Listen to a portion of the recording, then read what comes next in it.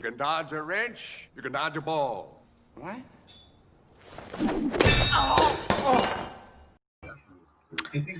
it's affecting your contract. Good evening, everyone. I'm actually going to move my camera down here so you can watch me draw, but I was I was on the Oz. I wasn't watching the Oz. I mean, I wasn't on the Oz show. I was watching the Oz show. Now I can't find where the heck I put it to turn it off. Oh, no, he's swearing. Gosh darn it. Where the heck is this window? Is it here? Oh, here it is. The Oz show. All right, so I'll just pause that. I was watching the Oz show a little bit ago. I'm sorry, this... let me just turn the thing off. Well... Sorry. This is very impromptu.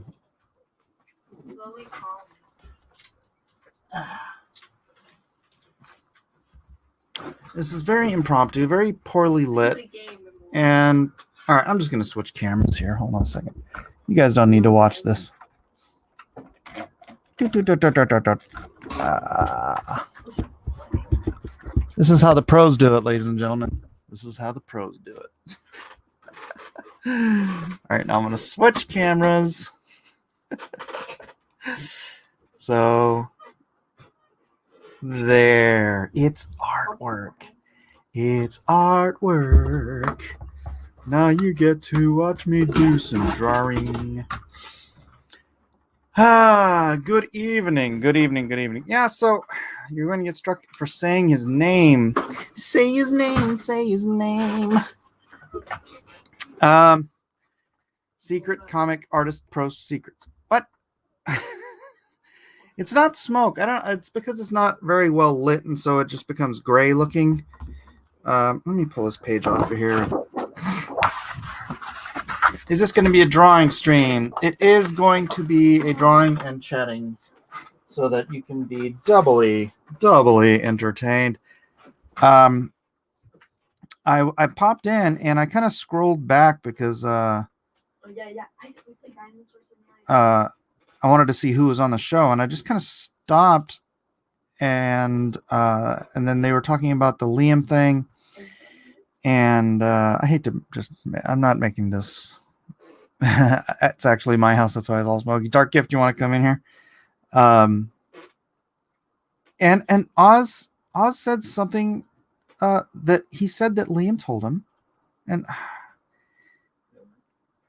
I only bring it up because it was at the very end, and I tried to mention it to Oz, but Oz said that Liam told him that he had oh sure. I've got cross-examinations on. All right, let me turn that off. This is Mike Draws Comics, yeah. Invite, copy to clipboard, and where's Twitter? Tweeters. I don't even have Twitter open.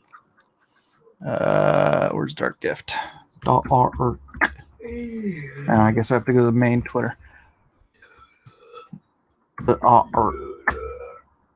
Yeah, Dark Gift, you can tell me if you were watching the Oz show that whole time. And if that's the case, you can maybe even give me a better... Wait a second. Bombshell. Audio leaked of obese Ozzy. Private conversation between Liam Gray and testify. No, I don't want to. Yeah, I'm not going to get into that. Bring me Dark Gift. Don't do that stuff anymore. Oh, what? Watch the Oz show? Well, it was just interesting. It was just interesting that he's saying that the reason he's, I don't know, excusing. I don't know if Oz is excusing it, but the why he's not really upset with Liam, I guess, for striking my channels, because Liam told him that he contacted me and told me that he was going to sue. Was it the Incel Brothers or somebody? I can't remember. I wasn't paying that much attention. It's just when he told me this, I was like, or he said, I'm like, Liam never contacted me about anything before he struck my channel. So if he told anybody that, if he told Oz that, that's just him lying to your face, man. So I tried to message it to him in the chat, but he was already done with the show, I guess. So yeah. What are you gonna do about these people? Oh gosh. I'm sorry, hold on a second. This is upside down. I mean, it's not upside down. The Oz Show. Sorry. Oz doesn't care about most things. Interesting perspective. So, I don't know. I'm not a fan of people lying about me. Obviously, I'm not a fan about people striking my YouTube channel. That's generally a negative in my book. But for sure, I mean, isn't Oz supposed to be like, I don't know, his right hand man or something? And if his right hand man is just straight up being lied to, then is that what you heard? I missed like the first like 15, 20 minutes, but basically It was let's see, 255 to 150. It was like an hour in. I mean, I could play it, but well, yeah. yeah. Basically, like it was him. Like I don't know, I want to say he was making excuses for Liam, but I guess he was trying to, explain it from his point of view. I mean, the one point he did make that made sense was that him going with the copyright strikes was probably the wrong way to go. If you wanted to go with I forget what he called it. What's that one infraction? Like basically like harassment type of thing. That takes longer, to process and everything. But mostly everybody else was like, no, man, you just don't do that. Yeah, and even if it's the case that he's going after people for harassment, he struck mine and Nasser's channel purely out of butthurt. Right. Because I don't do an anti-Liam show, generally speaking. Somebody just came on and did that bit, and frankly that's not copyrightable because it's parody, and parody is covered under copyright law. Right. Yeah, no, I mean, regardless, I mean, unless somebody's doing something super heinous to somebody, and even then I would be wary. I just think striking anybody's channel is... Yeah, it's douchebaggery. Yeah. I mean, especially when you could just... It is the weapon of an SJW. Yeah. You don't have to see what they're doing. Like, his point was he was getting his business hurt, but I think this is going to... And I said this to him way back when he did it the very first time to testify. I said, this is going to hurt you, and it's going to hurt the people that work with you, Uh-huh. Yeah, that's right. What he just did hurt his business far more than anybody talking any amount of smack on him on any show ever would. Yeah, I mean that was my point to him, and it seemed like it got through to him then, because then he did go have a conversation with Testify. They cleared things up, and he took or at the time cleared things up, and he took the strike away or whatever. Mm-hmm. Yeah, I don't know. I guess he decided, no, let's let's go back down that road. I mean, Yeah. but, like I said in the chat over there, is like, I said all that, and then I said, but he's a grown man. I mean, what are you gonna do? If whatever happens now is all on him, it's his actions, Yeah. So It is. I don't know, man. I'm not really. I mean, obviously, it's affecting my income, right. but it's funny. I'm in this position right now where I'm rolling with everything. I'm like, God's got a plan for me, and I kind of am expecting just kind of a tidal wave of crap. And so when this happened, I'm like, oh, here we go. I mean, I'm really good. I'm not even stressing about it. I could be all, mad and raging at Liam and stuff, but it's like, I'm legitimately, dude, just like, oh, here we go. Yeah, I mean, like that's the thing. Like, when you see, well, I'm glad you didn't, because it's like when he'll say this. Other people say it too when people are arguing, and it irks me because I don't know. Maybe my mom, she used to say, two wrongs don't make a right. But when they're like, well, he did this, so I did that. Well, again, I just want, I don't say, because I feel like I'm sounding like my mother, but I'm like, two wrongs don't make a right. You know what I mean? Like, I learned that like really young. Like I had a falling out with a buddy when we were like 19, and he waited outside a mutual friend's house, and when I walked out of the house, he jumped me right from behind. Mm-hmm. Now, I could have healed up, and then I could have went and done the same thing to him, and then what? He would have healed up, and then 2 weeks later came and done the same thing back, and it just goes back and forth and back and forth, and it's like, and then this is what you have, like what you have like with Testify and Liam 6-7 months later, and they're still going at each other's throats, and it's like, and now all of a sudden things with like from the past between you and him. And Nasser and him are coming up, and it's like these things, so don't retaliate, because it just makes things go away. Well, I would never strike anybody's channel. That's right. Yeah. Well, good. Yeah. It's just phenomenal to me that he can't see that, if YouTube decides that this is his fault, or that he's false flagging people, they can kill his channel permanently. And I just don't think that's a good move for his own benefit, They tried to get Doug canceled by Interplay for being homophobic, and they rigged DNQ for Malin, which affected auction streams. They screwed with Mike's livelihood. Yeah, I'm kind of that's another good reason not to get in the boat, frankly. But I don't know. I can't sit there and dwell on that forever. Yeah. I don't know if I'm reading this right, but Testify sent me a screenshot. It looks like he won his appeal.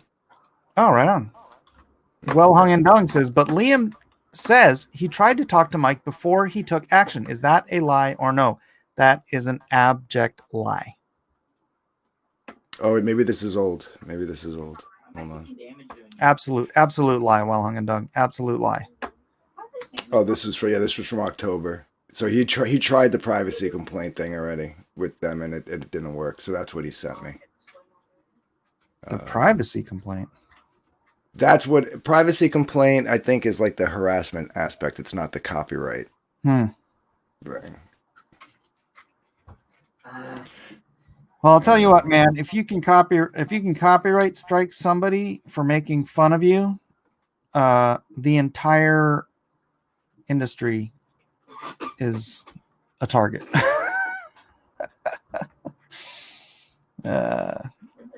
Yeah, I think okay. The email I posted on Twitter. No. The email was after he struck me, so it couldn't possibly have been the email he posted on Twitter. No. He or Oz said that Oz said that Liam's. Oh, I hate this. Oz said Liam's. He said she said garbage, but Oz on his show was explaining that Liam told him that he warned me before he copyright struck me that he was suing somebody else. I think it's the Incel Brothers. I don't remember exactly. But no, that's an absolute lie. I had been in no contact with him. And my point is, like, I said this to him once when I think you're right. I think it's the SWC guys, but I said to him when he mentioned it one time to me, I said, well, then just keep it there. You know what I mean? Like, if you're going through the courts already, you know what I mean? Like, then you're handling it, the right way, because at the end of the day, that doesn't affect here, and it doesn't affect, any kind of business or anything like that. Well, I'll tell you what it shouldn't affect is me. It's got jack all. If SWC, I wouldn't invite those guys on my channel. They've never been on my channel. They've never been anywhere near my channel. Yeah, because those guys are idiots. Yeah. And so if he's suing them, what in the hell does that have to do with me at all? It's Yeah, it's I have no idea. it's just Yeah, I have no nonsensical. idea. It's Yeah. none of it makes sense.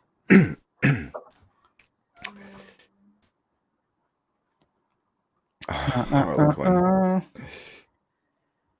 Some of those vote totals were crazy. Every time you refresh, there were dozens per second. They didn't match the number of people watching this. Oh, you're talking about the brigade. Yeah, when Drawn and Quartered was brigaded. And yeah, I mean, it was obviously it was what it was. It was a troll brigade meant to. I don't know. They seem like they were having fun, but look, that's the thing is bullies generally have fun when they're bullying people. And I'm not saying he's a bully, but that's just the reality of the situation. There was a bunch of people on my show, my usual fans, and we are just trying to have fun.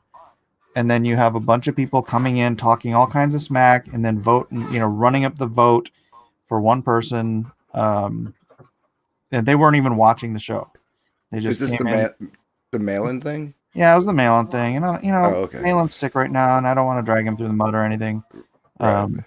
But someone's bringing it up in the chat for some reason. So,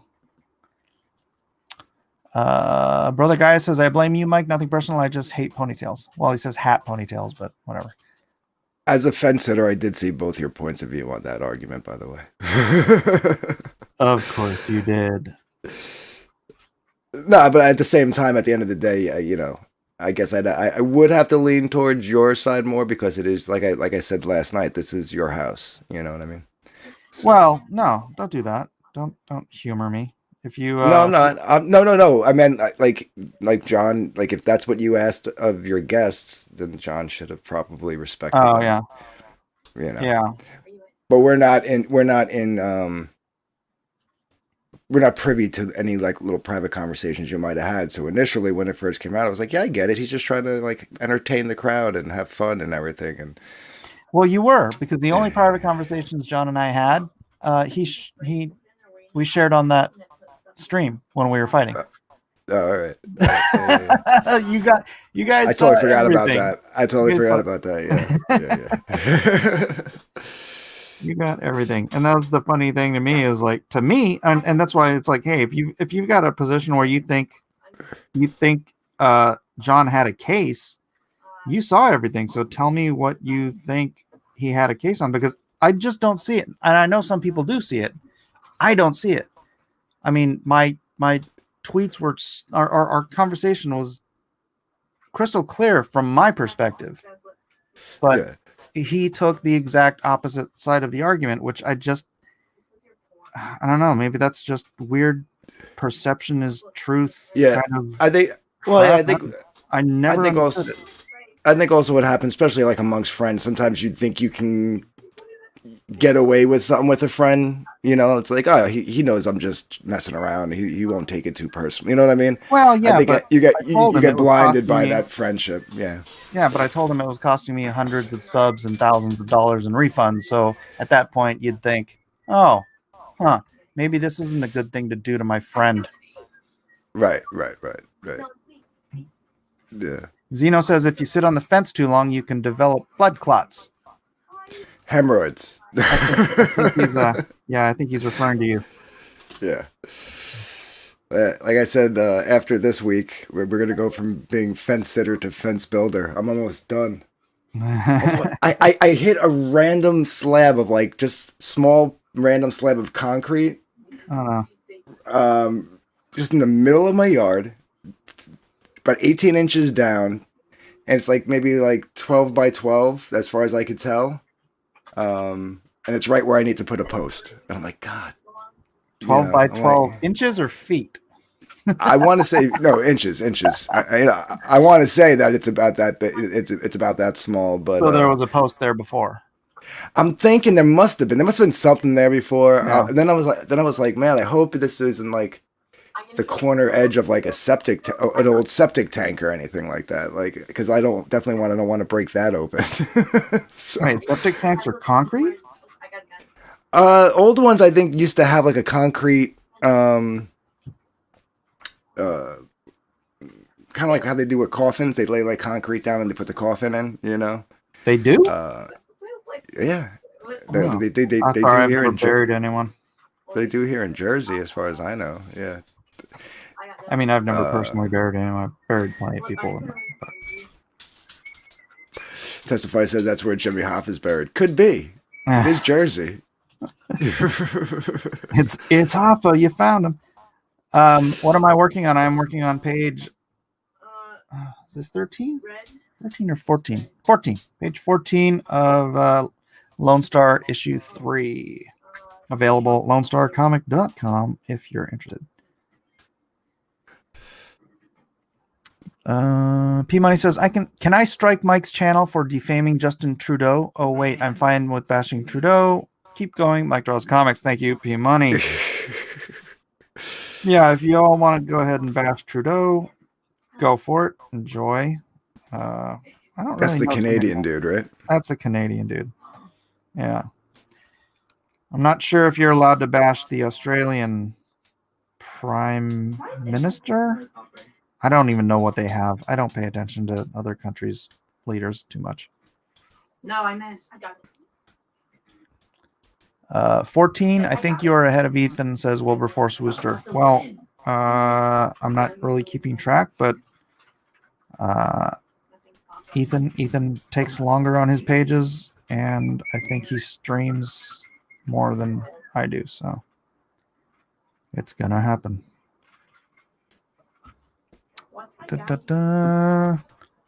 Hoffa was shot in a house. Body was wood chipped. Who said that? Jim O'Reilly. Jim O'Reilly. I'm not really sure he knows that for a fact. What's up, Gary Shipman? Aussies have a crazy government too. His name is Andrews. Andrews. Lovely. Yeah, they're all wacky. Even ours are wacky. Yeah, certainly gonna be soon. I don't know. I still think Trump's. I never deviated. I don't have any doubt that he won. So it's just a matter of. And I don't think he's gonna let them steal it. So. Yeah, he'll fight to the end. Yeah, it's like, Richard Nixon had the elections. Did you know this? Kennedy stole the election from Nixon, and Nixon was just like, "Oh, I don't want to put America through that." Yes, I do remember that actually. Yeah. Not personally, but I remember it from history. It's like it's okay because the Illuminati said I can do it again later. The deep state said I'd be there eventually. Yeah, and then he was, and then he flew away on a helicopter and he quit. Turns out he was a crook. No, that's just typical. Oh man, I wonder how long the deep state has been controlling all of this crap.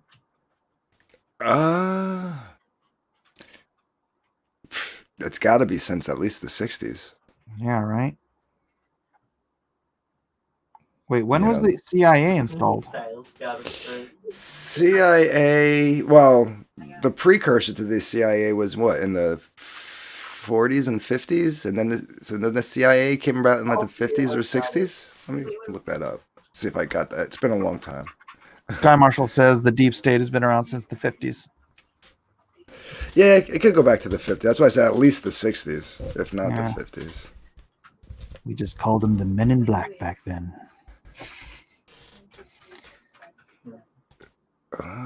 CIA was formed in 47, so I was off by like 10 years. I was thinking like 57. Somebody in my family, extended family, was in the CIA.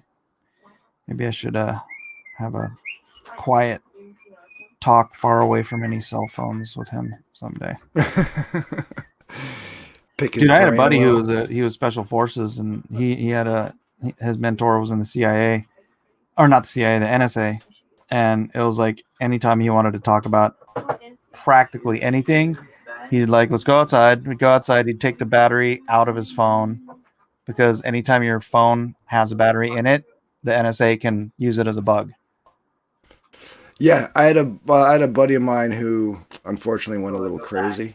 He was like kind of schizophrenic, and he got like heavily into like real deep conspiracy theories and stuff, and then thought the government was after him. And when he would come over to your house, like he would make you like take, if your battery could come out of the phone, he would make you take the battery out. He'd cover the TV with a sheet because he said that they could see you through the TV, like crazy stuff. And like, it's sad It's because not crazy. I mean, No, I don't know about the TV, not the TV screen, but a lot of TVs have cameras in them now. yeah, which is weird because like a lot of them aren't even activated. Like you can't. There's And- no way to access them. And any micro or any speaker can be actually used as a microphone. Yeah. You just reverse the. We actually did that once when one of our microphones broke. My buddy's like good with electronics. He turned one of our monitor speakers into a mic. I just had to prop it up on a stool in front of me, so it could be like right in front of my face. Well, that's kind of the trick. Anything that's, I guess, connected to the internet, the NSA has access to it.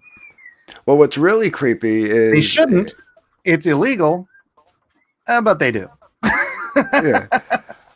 But what's really like, he would just like go like Kane, like from Kung Fu, and just like take off and wander like, you know, the country or whatever, and like for like months, and then come back. And then one day he said, he's like, they're really after me, man. He's like, you got to drop me off at the train station. And then I dropped him off, and the last thing he said to me is like, if I disappear, you know what happened. And then literally that was the last time anybody ever saw him. And then we were all just like he's just, you know, off the deep end, and he's probably like in the gut, you know, like living on the street somewhere. And then finally, after like 10 years, his mother and sister, you know, they had filed a missing persons report. They finally, you know, they didn't want to do it at first because I think they didn't want to get the news, but they finally submitted their DNA. And then within like 6 months of them doing that, they found a 9-year-old John Doe in the morgue somewhere down in Florida. And it was him. And it was like maybe 7 months, supposedly, like the date of death was given was about 7 months after I dropped him off at the train station. Well, So, I'm like, telling you, dude, the stuff that you're saying that reflects my friend. My friend was not crazy. My friend was special forces. Yeah, no, my buddy wasn't special forces or anything. He just was a guy that like got real into this stuff, and then like apparently he did get diagnosed with schizophrenia. Because he was, you know, and like part of me would be like, well, no, maybe he just really stumbled onto something and got caught up in it, you know, but like he wasn't acting the same. So that was like part of my doubt in what he was saying. But like when that came back, when we found that out, I was like, part of me was just like, ooh, maybe he was right. You know, Well, like, yeah, I mean, look at how crazy Alex Jones has sounded for the last 20 years, and now it's like everything that he was saying is coming to the light, and you're like, oh, you weren't crazy for the last 20 years. you just sounded like it when you were talking. Yeah, I mean, you're still, you know, kind of off the wall, but so much of the stuff that he was saying that sounded like, you know, tinfoil hat lunacy, all just coming out now with the deep state stuff, and it's like, holy crap, the Epstein stuff, the deep state stuff, the freaking it's madness. The world is as crazy as someone who sounds crazy. I truly believe that Epstein did not kill himself. Yeah, I know, right? Like, there's no way. There's no way. Like, that's Not just a chance in hell. Like, yeah, hey, let's just turn off all the cameras here real quick for a minute while you're in high security suicide watch. right. What does that mean? Sure. And the guards were nowhere to be Yeah. found. Yeah. You guys want to go ahead and take a early dinner? It's like, sure, why not?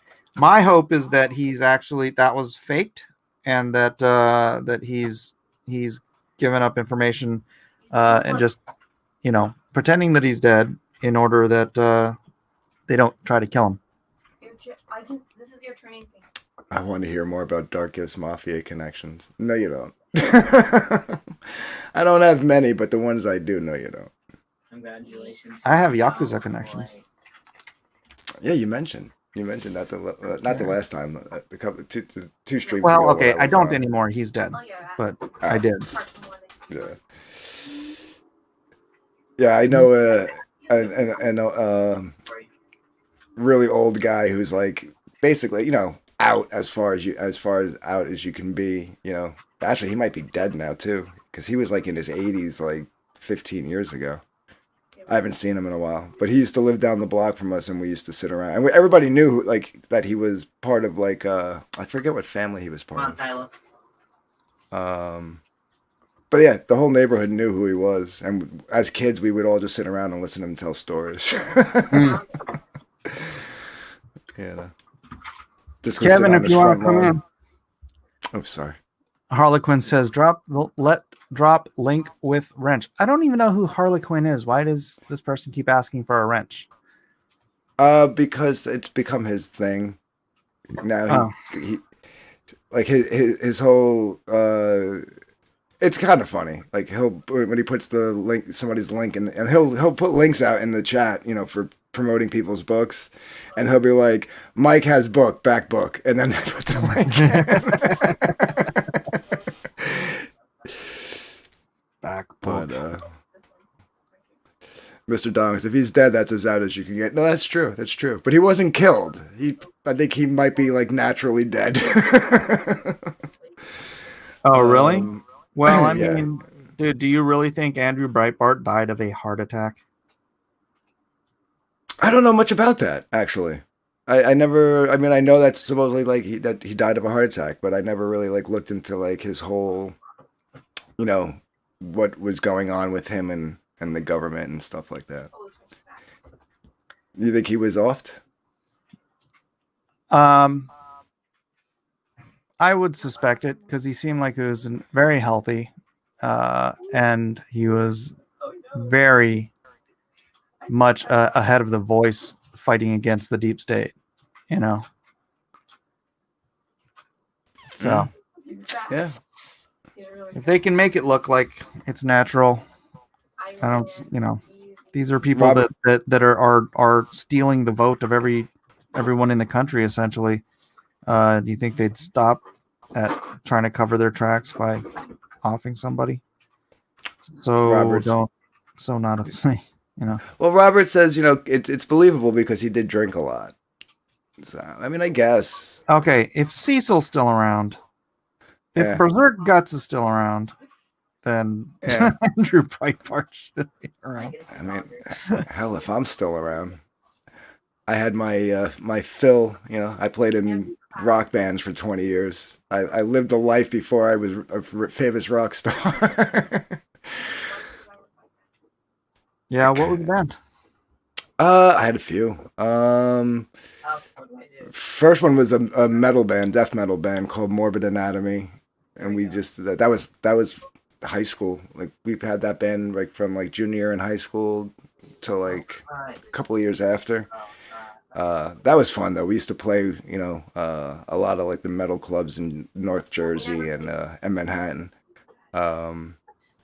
We played this one. It was a private gig. Like it was one of these things where like you like we got hired, but like if you wanted to go, like it was invite only, and like it was like it moved around. It was never in the same spot from week to week. And we had never really heard about it. Like we got hooked up through a friend. Like, oh, these guys, they need a band, and you guys need a gig. So boom, boom, boom. It turned out it was like an BDSM club type of thing, but like it was I mean, the music fit, but like we were like totally thrown off. We weren't dressed properly. Like we were like I'm in ripped jeans and like a flannel, and everybody else is Leather. and leather and vinyl. Yeah. You're like, I underdressed. I did not. I think I overdressed, to be honest with you. Kevin, you want to come in? I sent the link to the D&Q room. And then Was it a gig at a satanic orgy? Asks Brother Gaius. uh, yeah, basically. I mean, I don't know how many of them are actually like satanic, but I mean, it was pretty crazy. I mean, that was my first eye-opening experience to like that kind of lifestyle. Yeah. It wasn't even like stumbling on it on the internet. It was just like, go out on stage and next thing you know, you're seeing someone like hanging from hooks from the ceiling. It was crazy. Yeah, it was crazy. It was crazy. Yeah, people will do crazy stuff to themselves. Yeah, I could never do that. I could never do that. I was just watching this guy, like the hooks were like in his chest, and he's just like dangling like 30 feet, in the air from the ceiling. Sounds like A Man Called Horse. Remember that movie? Yeah, yeah. No, it was basically like that, just self-inflicted. And then after that band, I was in a punk band. I played guitar in the metal band. I played drums in the punk band. I played sax in a jazz band. I played keyboards in a jazz band. Then I went back to playing guitar in a blues band and rock band.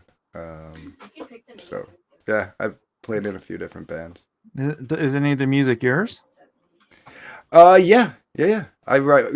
We had to do covers. Because you're playing in bars and stuff like that. Like the clubs were cool because like a lot of times in the clubs you could just get away playing your originals.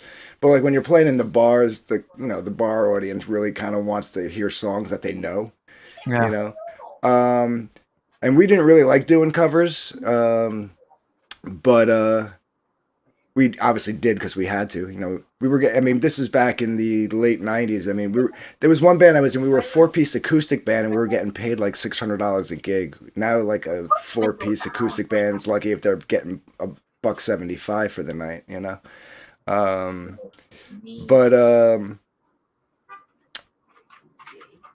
We did our covers. I always wrote, we would figure out the covers the right way, and then we would make them sound our way. So this way we could sneak in our originals, and it didn't sound.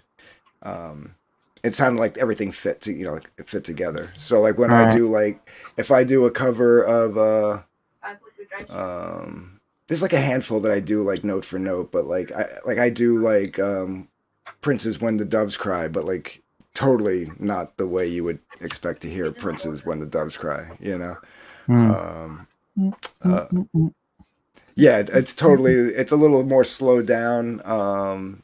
It's meant for like the acoustic guitar. I do a medley of Don't Fear the Reaper into All on the Watchtower into the tail end, the outro of Stairway to Heaven.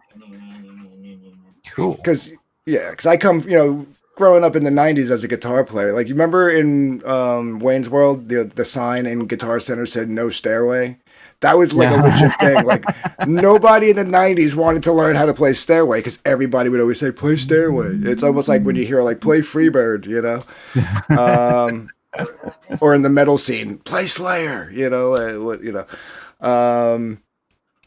So, but then like after a while, people were like, "You got to play Stairway," and I was like, "Fine, I'll figure out a way to play Stairway without actually having to play Stairway." And that was kind of how I did it. I came up with a medley and just did the outro because the outro is the best part, if you ask me. Yeah, I do a bluesy version, like a very solemn bluesy version of what's that Phil Collins song? In the Air Tonight. Phil Collins. Yeah. So. Yeah. So how did you hear? I was surprised that you said you knew about Frontline. The punk band. The punk band, yeah.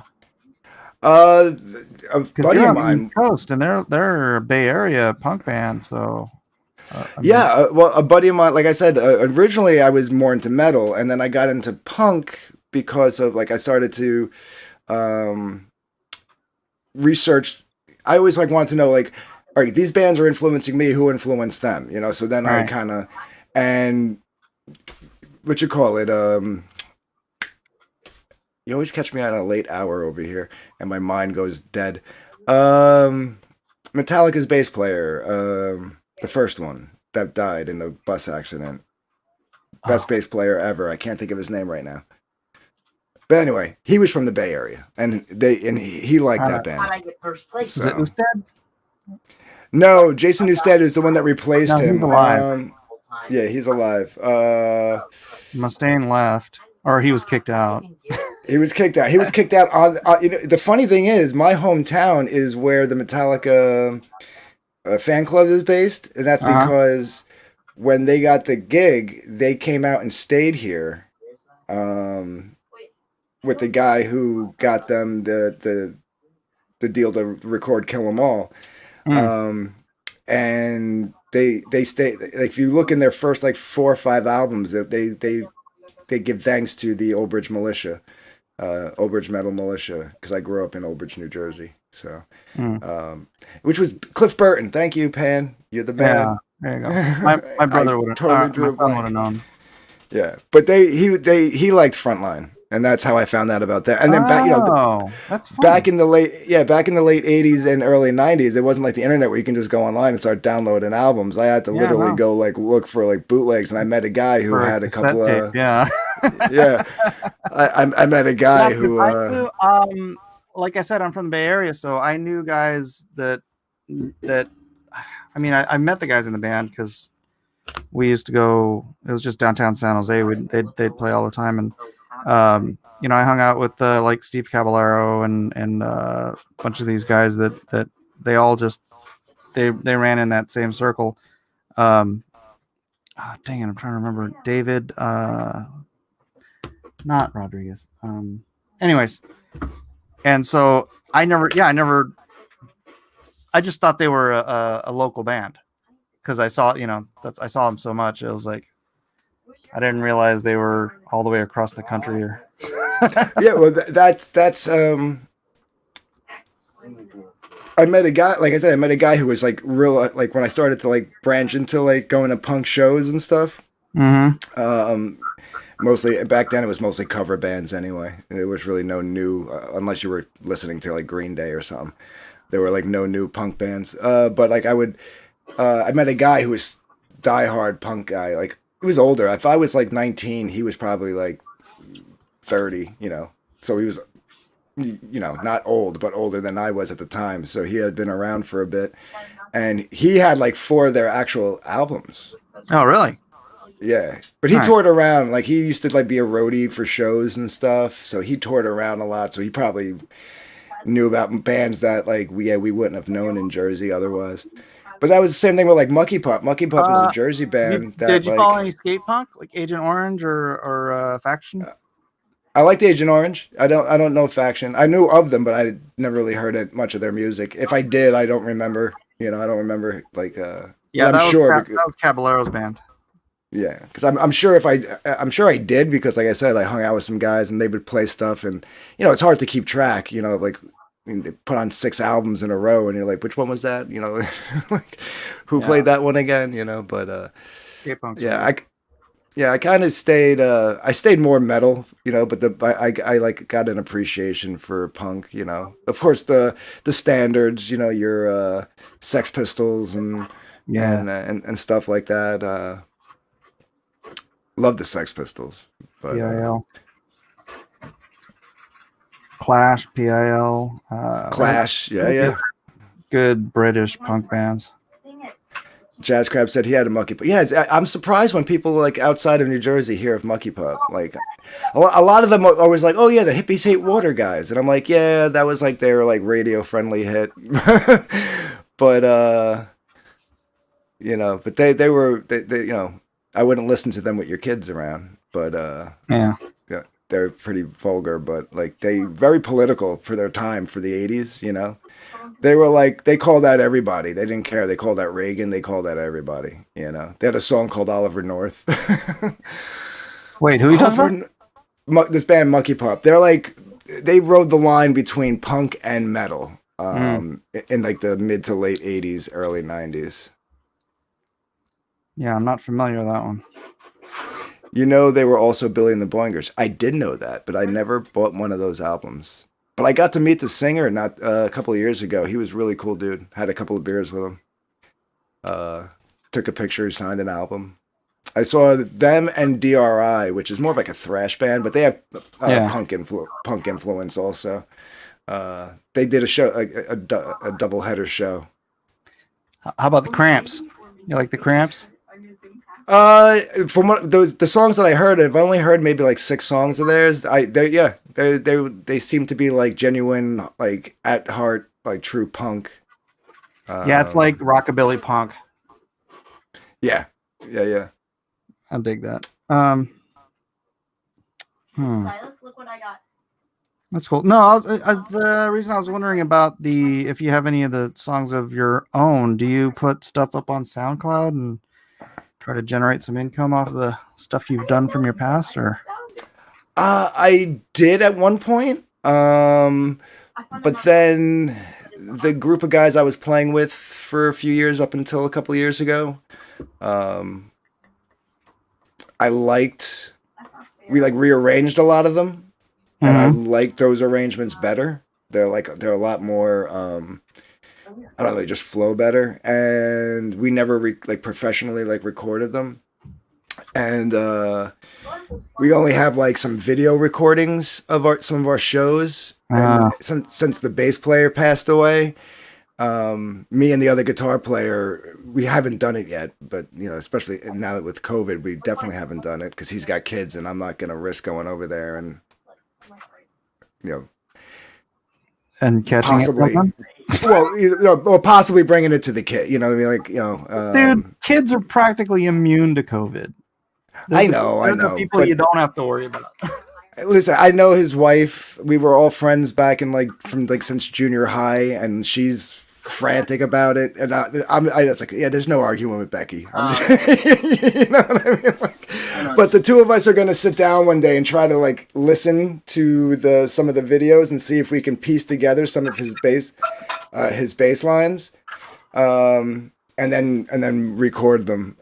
I'd actually his mother's locked his room, and it's been 3 years, and she still hasn't gone in his room. But his computer is in his room, and I know he recorded the bass lines when he was writing them, and I know they're on his. Nice. I made that in high school. Did you? Was that metal shop? No, I had jewelry class in high school, and I made it. This is nickel, silver. Yeah, they don't have stuff like that in school anymore. Metal shop, wood shop, jewelry. Yeah, I'd like to get access to his computer and just see if I can pull the bass lines off his computer, and then we can just actually have him on the recordings. That would be cool. But I'm not going to push his mom to like I said, after he passed away, she just locked his room, and she hasn't even been in it since. So we're going to try to piece it together, figure out his bass lines. Because, we could write our own, but I'd really like to have something of him on the recordings. Right. So one day we'll have something recorded. Yeah, I don't know what that's like anymore, but I have a friend, Everett. He goes by E-Rock. He was actually one of Vanilla Ice's dancers. But he's also a rapper, and, he produces music. And he would just produce tracks and put them up on SoundCloud, and one or two tracks isn't going to make you anything, but he just kept putting them up and putting them up and putting them up, and it's when you have a bunch of stuff and a little bit of royalties from each thing, it just starts adding up. And he's like, yeah, he makes. I haven't talked to him about it in a while, but he was making some decent side money just having stuff up on SoundCloud. Yeah, we were talking. I forget what. Was it my own stream we were talking about MySpace?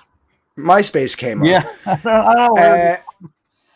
And I was saying how MySpace was so much better than Facebook for a musician, because you could make it look like a website, but you could literally put your music up there. And then there was this third party company that made basically designed this widget specifically for MySpace where you could literally sell your music. And back then I was selling the tracks that I had at that point, and it was going well. And then MySpace just well, we all know what happened on MySpace. So. Yeah, I just went to MySpace today, and yeah, it was weird. It's just all music now.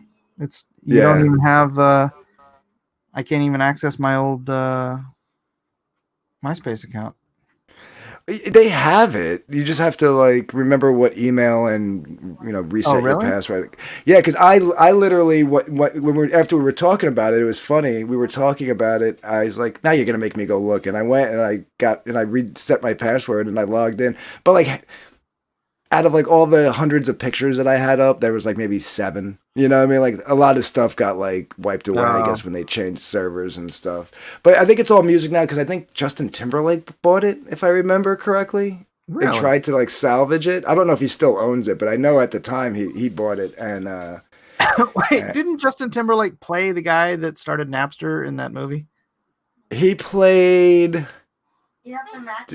I don't know if he played the guy who started Napster, but I think he played the guy that stole Napster from the guy who started it. I forget. He was in the movie, definitely. He was in the movie. No, he was the guy that started Napster. Yeah. Because remember, Napster got in all that trouble because they were stealing music. Yeah, basically. Yeah. And then he co-founded Facebook with Zuckerberg. And then he kicked it. He kind of overrode all the other people that helped Zuckerberg found Facebook.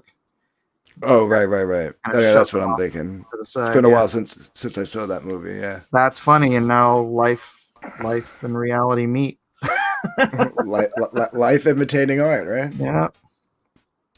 Life and reality. Yeah. Life imitates art. That's funny. As far as Sean Ferris. relaunch. Yeah. Napster and Facebook are unrelated, says Naps. Well, not according to the Social Network movie. Yeah, there was like a little overlay with like the people starting it up and stuff. But Zuckerberg, man, he was shrewd. He screwed a lot of people over to get that Facebook thing going. You know. Yeah. Who knew he had it in him? Sean Fanning started Napster. His uncle stole it from him. Oh, really? Oh, That's interesting. little tidbit of information Can't there. trust anybody these days. Jeez. Napster got yeeted and the music industry died. What does that tell you? The music industry died the minute the MP3 became a thing.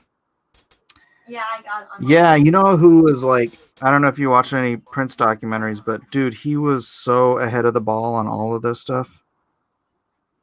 Like knowing that Oh yeah. music was Oh going my digital and God. stuff. He was like one of the first. Actually, I think he was the first musician selling downloads of his music. I think you might be right. I'd have to And look that he again, was man. the first musician to go copyright strike people on YouTube for playing his music. Was he really? And the conversation comes full circle. So I just remember because I used to listen, I love Sinead O'Connor.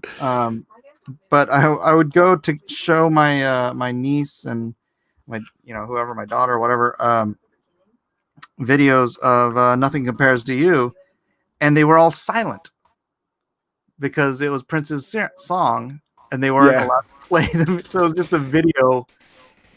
It was a silent movie of Sinead O'Connor.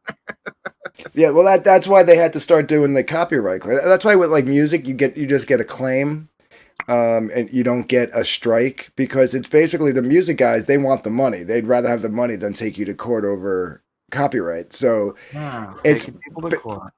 the copyright claim is basically just a workaround. Like, as a musician, if I wanted to do a cover of someone's song, I'd have to go license that song from them if I wanted to make money on it.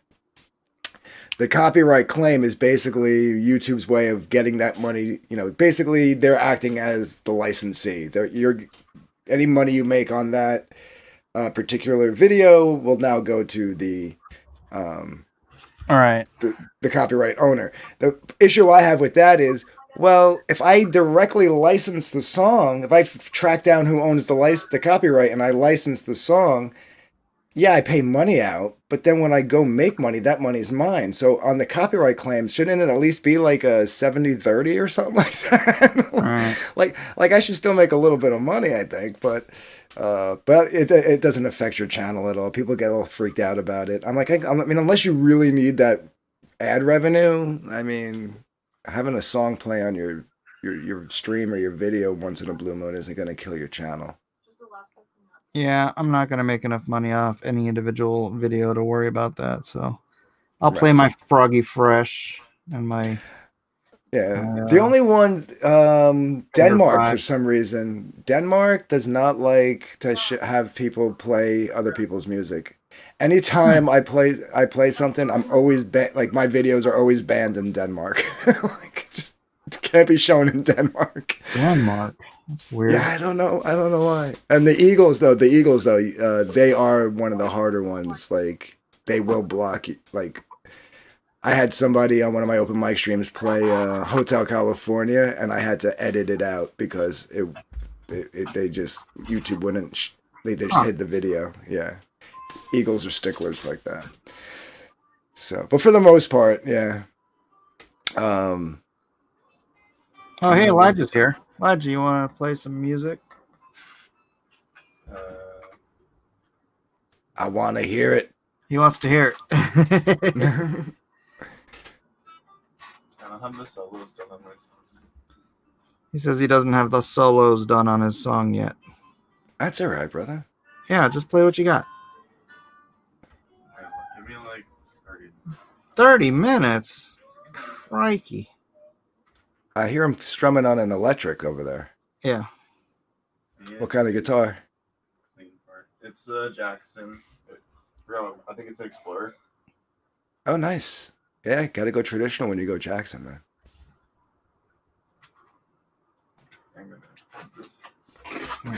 Hold on. I gotta take this sweater off. Getting hot in here. Remember the days of passing around demo tapes? Good times. Yeah. I remember like literally taking a radio and like if a video came on, like the first time I saw this, I heard "Smells Like Teen Spirit." Its world debut, even before it made the radio, was on Headbangers Ball at like 2:00 in the morning. And then they replayed the same episode right after. So I ran upstairs because my radio was too big. So I ran up. My sister was sleeping. I ran up in her room, kicked open her door, grabbed her little pink cassette radio with the little cassette player and everything, ran downstairs, put it up against the TV speaker because back then like TVs were like furniture, like it was like a big wooden thing, and it was on the so I put it right up on the floor right next to the speaker. I hit record the next time it came on, and then went back into school the next day and ran up to my buddy. I was like, dude, you got to hear this. Yeah, the things we used to do. Remember just recording just waiting for your song to come on the radio so you could tape it. So And then the worst would be like you hit record, the song would start, you'd hit record, and then like 10 seconds into the song, the DJ would go, and this goes out to Monica from Bill in Cleveland. Oh! damn you! You're Morbid listening to Angel. 98.5. Right. Yes, station identification in the middle of the intro of the song, and it's like, you just ruined it. Oni64, shout out to Morbid Angel. Heck yeah, man. That's old school for me. Can't we all just get along, says Jeff Potts. Yes, we can. Is there arguing in the chat? Because I'm really not paying attention. A little bit. Yeah. Let me guess. It's Testify and Pan. Pan. Or was Pan. I haven't seen him say anything in a while. Get a room. I actually do like when they argue. Oh, yeah? Yeah, it's pretty funny. Okay, doesn't Pan sound like Nerdrotic? A little bit, right? Yeah. It's a little creepy. Oh, no, he's still there. He says, no, it is not me. I'm James, by ignoring Money Pan. Froggy Fresh and Moneymaker Mike, of course. Dude, that's good stuff. I had Nasser play the Froggy Fresh How to Be sort of like Bruce Lee video. It's like I was cracking up, and he's like, muscles. yeah, Pan's asking nerd who? Gary from Nerdrotic. yeah, You guys have like a similar inflection to your voice. oh yeah, legit. Pan sounds like a man. Smugpug says, we may be seeing the beginning of Conquest campaign, a new faction led by the Orange Tyrant and his Gestapo elite Oz Goebbels and Berserk Goring. Well, yeah, I mean, if your gig is going around striking everyone who is contentious, then that is a lot more like the fascist movement than anything else. Well, they had Liam had Oz show his latest tweet, which I guess was the gist of it. I don't remember. Was can War Campaign be purified? I was like, does War Campaign want to be purified? I've already made it public that I believe War Campaign needs to repent, come to Christ, and become the Holy War Campaign. That would be interesting. Right? See? Give them a whole new lease on eternal life. Pan, I'm not asking if you're purist. I'm saying, do you want to be purified? Because the tweets made it sound like you needed to be cleansed or something. I'm like, just let them be who they want to be. People are going to like them or they're not going to like them. I was like, but then I wrote after that because I didn't want to start an argument. I was like, I'm just being, esoteric here, Yeah. Cleansed. Does that's how I took it. Maybe I'm misinterpreting his tweet, but it seemed like he was like, "Can War Campaign be purified?" I was like, is number Liam one, trying to rehabilitate War Campaign? What is Liam? I don't know. Let's find out. I don't know. I'll reread it. Maybe I misunderstood what he was saying. Hold on a second. But yeah, it just to me, I was like, well, number one, do they want to be, or should they have to be? Like, I mean, everybody's a grown adult. Why are we policing? I don't everybody's understand behavior? what purified means. Usually that means something relatively unpleasant. Purify them. Bleach them. What is the purification process here? This purity through fire. Come on. I just saw his latest tweet, and his latest tweet's not. I told him this months ago when he did this to Testify the first time. I was like, dude, this is not a good look. And now he's owning it. Yeah, you know why? Because his little stalwart friends and compadres, including Berserk, they weren't thinking it through. They weren't thinking on principle. They should have stood up together and done a freaking intervention on that guy. Instead, they're just kind of like sitting there letting him preen his puppy while they weren't standing up against what he was doing and standing up for the principles that they've all supposed to have been fighting for the last 3 years. All right, so his tweet said, I've been thinking, since we're entertaining a new era of redemption and forgiving past sins, perhaps it is finally time for the triumphant return of the War Campaign. It turns out most of the Anna harassment came from members of Etsy. Can War Campaign be purified? I was like, I mean, first of all, the triumphant return, they didn't go anywhere. He They're means still the here. triumphant return to Ethan's graces. I think that's all he ever means. Well, I guess because like the newest tweet now, which is 40 minutes ago, is, are you enjoying watching Mike Nasser and Etsy Boys cry? Bag Xenotype. That's his pitch. They wanted a show as a storyteller. It's my obligation to bring you the best story I can. Whose side are you on? And it's a poll. Liam and EVS CG, Nasser and Mike anti-CG. Dude, it's like, deranged.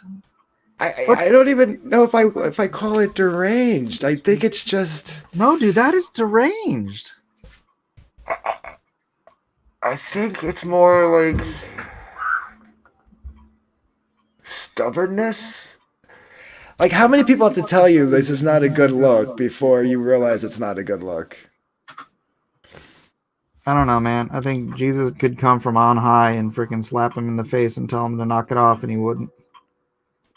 I don't know. But like I said to testify last night, I think it was last night when I was on here, right? You Days are have on been blaring. Yeah, okay. And I just said, like, after 6 months, it's getting a little old. Like, all this stuff just gets old. It's like, Yeah. Yep. But that's funny because I'm not. I mean, like I said, I think this is all. I've been prepared for this. I'm prepared for something much worse than this to happen. And I don't know what it is. I just feel like something's coming, and so this is nothing. I'm not even. I'm like, okay, well, maybe I should restart. Maybe I should do everything on this channel now. Do all my live streams, do everything on this channel because I'm about to launch the Shadiversity campaign, and if I have all of my Shadiversity stuff directed to this channel, all of the baggage is on the other channel. right. There's no Yeah. baggage. This is like a clean channel, except for these Yeah. the stream I did last night, which, by the way, I downloaded. I'm going to put on the other channel and delete it from this channel. Oh, there you go. I think it might be just for my greater good that this happened. So Mr. Dong says Nestor and Mike are at 48%. 48% what? Oh, on the poll. on the poll to his fans. Fuzzy Creature says there's an echo. I'm hearing it too, but I think it's coming from Mike. It's probably coming from me. And, the guitar, when things like have resonance, they can cause echo. Testify says he's done with Lamb. I'll believe it when I see it, pal. I'll believe it when I see it. Wait, DJ Peterson wants his wrench back. You have your wrench. Maybe not on this channel. Oh. Well, you have a wrench here, so.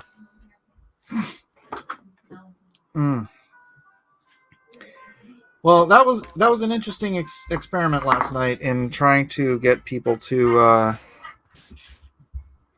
just move on from so much nonsense that's just constant ridiculous drama. Well, it seems like it worked for Testify. To testify a little bit. Yeah, it seems like it. He's saying he's done with Liam. See? I'm just busting his chops when I say I'll believe it when I see it. But, Hey, trust but verify. exactly. Saint Reagan said it. Or is it Saint Ronnie? I guess it's Saint Ronnie. What does Mr. Donk say? Liam has purged his channel of life, and now he will leave all channels, leaving a wake of content desolation. CG year 0. That's a little extreme. Liam is emulating Suzy Liu, Chris Chan, and Mark Wade. It is interesting. And I think the thing is he's created for himself. That's why he gets kind of irate on Oz's channel, I think, is Oz doesn't ban anybody, but Liam bans everybody. Anybody who disagrees with him on Liam's channel, he bans. Right.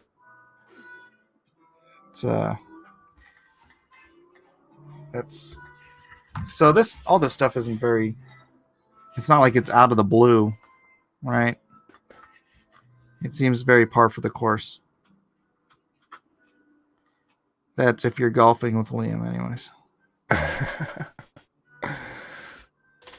Testify said he's going to leave the Liam stuff up, but he's done. He's going to let him hang himself.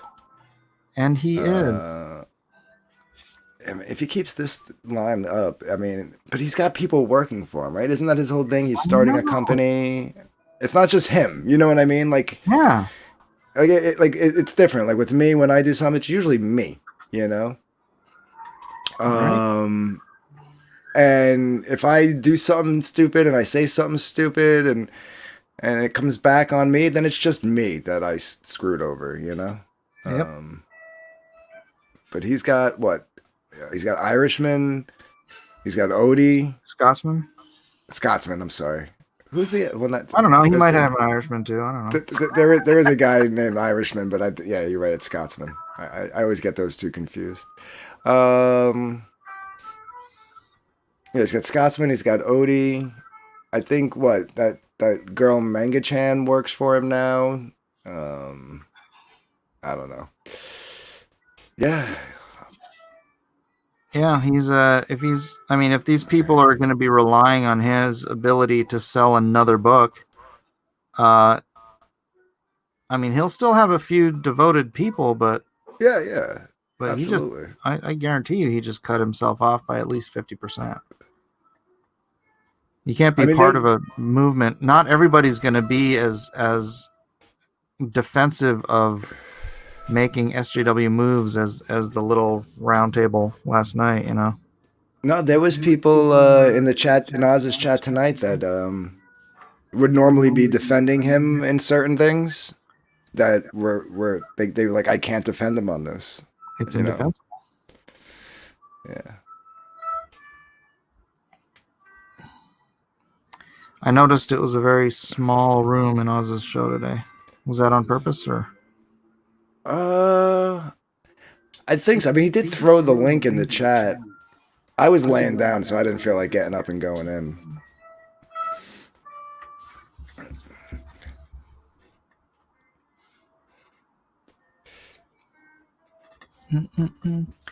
There was some other girl. She has disappeared. What about that girl Lidl? Does she work for him, or is she just someone that hangs out there? I don't know. I think she might be just a little devil on his corner and his shoulder, you know, Right. because she was the one that encouraged him to strike my channel. That's not cool. People have to think Lidl is a 6'5" Amazon. Is that true, or are you just being testify? She's got a very small person's voice. Oh, I said he wanted Amit to feel comfortable because Amit doesn't usually go on streams. Wait, Oz? Yeah, Oz had a Amit Reyna on, and he doesn't usually go on stream, so I guess Oz was trying to keep it. Oh, keep it mellow. Yeah. That's cool. Dark Gift, that's a man baby? Who's a man baby?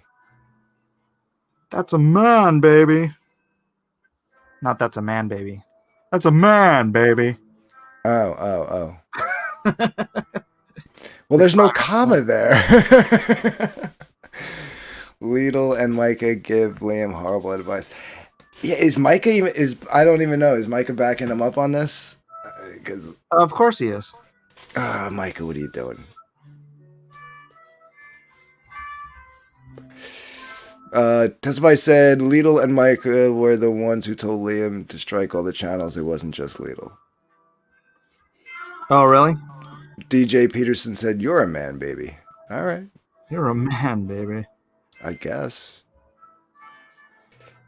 Isn't this People nice don't- background music for our show? Yeah, I'm listening actually. Yeah.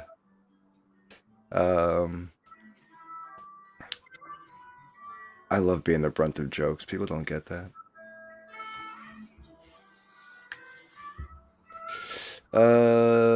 That's a conversation going on. What's funny was that Micah was making fun of Spectre's appearance when Micah looked just like him. Miss Spectre. Spectre 06 Gaming, would Nick Ricada be interested in speaking to Mike about this? It must be somebody in the chat that I missed. Oh, here it is. Spectre 06 Gaming. He must be a Ricada guy, because he's like, not likely this isn't something he focuses on.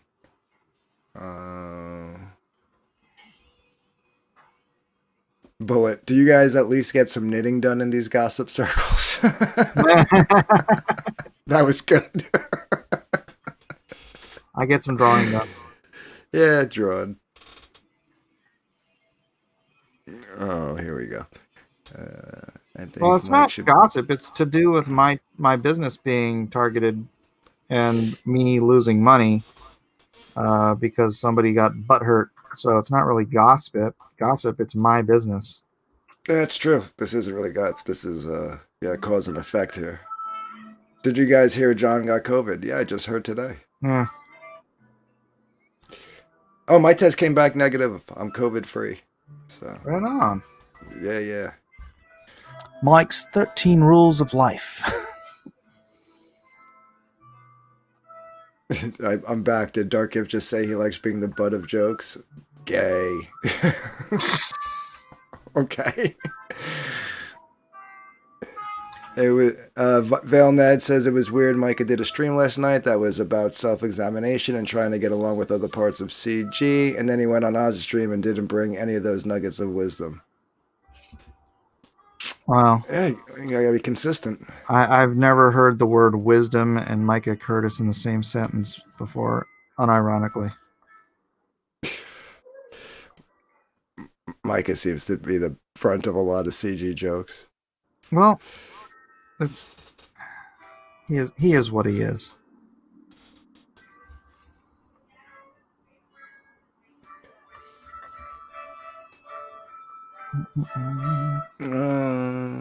COVID's no fun, but John's a strong dude. I'm sure he'll recover. I'll keep him in my prayers. DJ Peterson.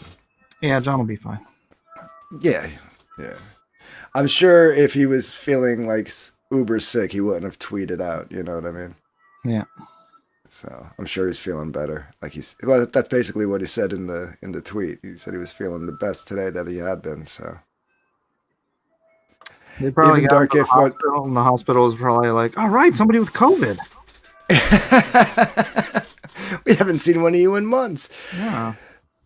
Even Dark Gift won't defend Micah. LOL, brother Gaius. I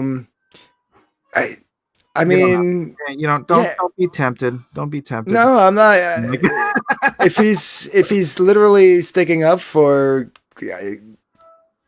cancel culture, I can't defend him. Just like when he said that about Stu's brother, I had him come on Piper's show and he apologized for it. Because I said I was like, dude, No, I have no idea what you're talking about. He made a comment about Stu and saying that Stu uses his brother as a prop or something like that. And I said, dude, I get you don't like Stu, but when you attack him by insulting his handicapped brother, it's not a good look, man. I was like, he takes care of his brother. And, Why would anyone have to be told that that's not a good look? Well, I think he didn't realize what he had done, and then he came on. He did come on and he said, "You're right. I shouldn't have said that. I apologize." Blah blah blah. So that was cool of him to do that. Whether he meant it or not, it's a whole other ball game. Smug Pug says Dark Gift Spectre 06 Gaming helps Nick Ricato with his shows and was the one who confronted Liam on Oz's show yesterday. Oh yeah, I didn't really watch Oz's show yesterday. I skipped around, so I probably missed that. Oh wait, no. Yes, I did see a guy named Spectre, and yeah, he was arguing with Liam. All right, yeah, I think he was saying something like he wanted to see the adoption papers or something for the puppies. Hopefully Darkiff will tell Mike who I am so I can grift here as well. Spectre 06 Gaming. Well, we just did. We told him that you helped with Nick Ricada's shows and you confronted Liam on Oz's show. That's basically all I know to tell him, though. Pup adoption papers, yes. Pup adoption papers. Liam's more volatile than Coke and Mentos. I hate Cecil. I kind of know where you were going with that, but all you had to do is really just say Coke. Could have left the Mentos out. It still would have had the same impact. None of your business. Mike draws comics because people like Liam and Micah have their heads up there. AZZ 24/7. Wait, that's why I would draw comics? No, I think he was. Mike, Yeah. that's in my name. Yeah. Right. Sorry, still not used to the new screen name, so nobody's shouting in Blacklist Universe over here. Mike, did you ever? finish the piece of the dragon you did for the jewelry maker? Let me see if I can find it. Hold on a second. Give me a Yeah, I was second. just about to read that one. Yeah. Oops, I dropped my brush. Let me do a little digging around. I don't know if it's the final. Do, do, do, do. Testifies so was bragging about not paying child support like Pan sending you death threats. Oh, Never wait. did those. I don't know what they're talking about. Something else. I'm Why sorry. didn't this go away? Go away, whatever this thing is. Spectre06 Gaming says I have a video going up about the flagging in a bit after this World of Warcraft dungeon. Well, first things first. DJ Peterson, Blacklist Universe is dead. Long live Blacklist Universe. Well, it's not dead. It's just it's maimed right now. Relax. We're good. And Look, then he says, everything's good. All life is good. Having little hiccups like this isn't gonna ruin my life. So, and it keep coming. all for all things work for good to those who love God and are called according to His purposes. That's a scripture I always hold on to. Dang it! This woman has so much food on her stinking Facebook page. I can't find that. Hold on. Can we just find the dragon, please? And it's Mike, sushi and stuff, so it's killing me. I'm starting to get hungry again. I hate Cecil wants to know if you'll ever do one of those collectible boxes with a magnetic seal for your comics. Oh, I don't know. I mean, I never. They're cool. Never say never. Yeah. They are pretty cool. I mean, for you, especially the ones where you have like all those like variant covers, might be something to think about. You just don't want to be like, oh, look, you're copying, like EBS God said. I don't care about that. I'll copy good ideas all day long, but yeah, right. I'm more the guy that like tries to come up with good ideas instead of copying them. But if it's a good idea and people want it, like if that sort of became sort of a standard, for books where like people want to have them in their boxes and whatnot, then yeah, like I said, never say never. I didn't think it was a bad idea.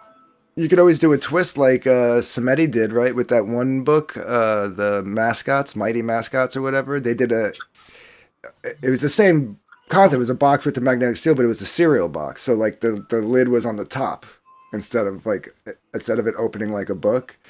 Oh. So yeah, so it looked like a cereal box. So you could do something like maybe with Lone Star, like a dossier or something like that, I don't know. Yeah, someday maybe. I'm more concerned about just making really cool books than the other stuff. Let me see. Oh, darn it. I went to the wrong place. Facebook. All right, now that I have two channels, it's like I have two browsers open. And so I'll go to the wrong browser because I don't want to constantly sign out and sign in. Right. All right, let's see. Yoko. Vic Leprechauni says, Mike, give Panboy a wrench. I don't know. Let's see.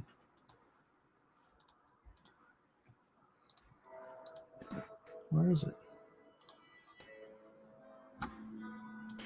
Why are they talking about people? Did she not send it to me on this?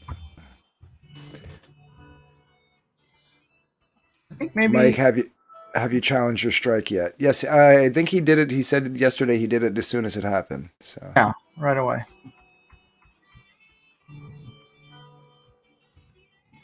Shoot. Well, dang it. I know I've seen it in silver, but here's a wax mold of it. John T. Of one of them. There's three different versions of it, but here's the wax mold of part of one of them without the wings on it. Oh, very cool. I like that. Yeah, that's cool. So fun John stuff. T. said this John one. T says Ethan crapped on Doug for shipping his book in a free collectible box, and now he wants to do the same thing but charge extra for it. Two different boxes, though. He did copy Doug's free box with the chicken box or whatever. Yeah. So that was a little hypocritical. Like crap, you know. That I'll admit was a little hypocritical. But the collector's box is different. That's a different thing. That's like the reason why he's charging so much. It's like a subscription to the like if you buy that, you get everything that comes in the campaign. So, you know. But I mean, when he made fun of Doug for the shipping box and then came out with the chicken box to do the same thing with, that was a little hypocritical. You know, but and he didn't charge for the chicken box, as far as I know. I don't know. Maybe I'm wrong.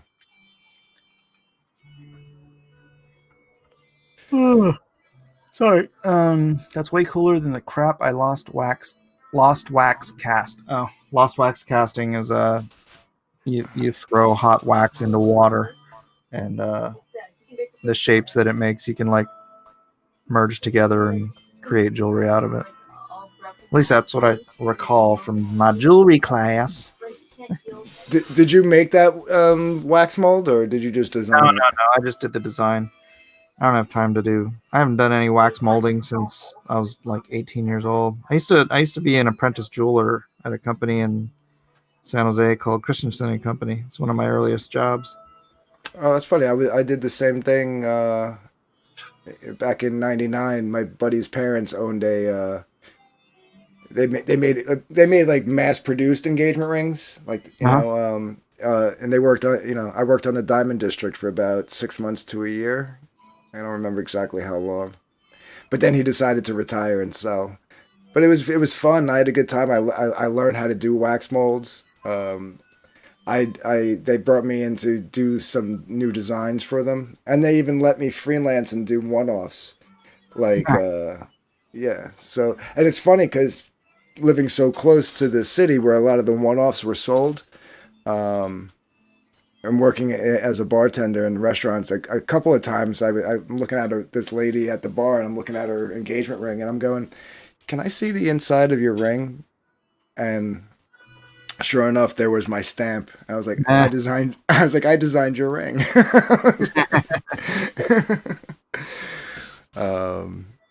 Yeah, it was cool. I had a good time doing that. I wish I got to do it longer, but I didn't make enough connections to get another job of, with somebody else. Yeah, we revolted.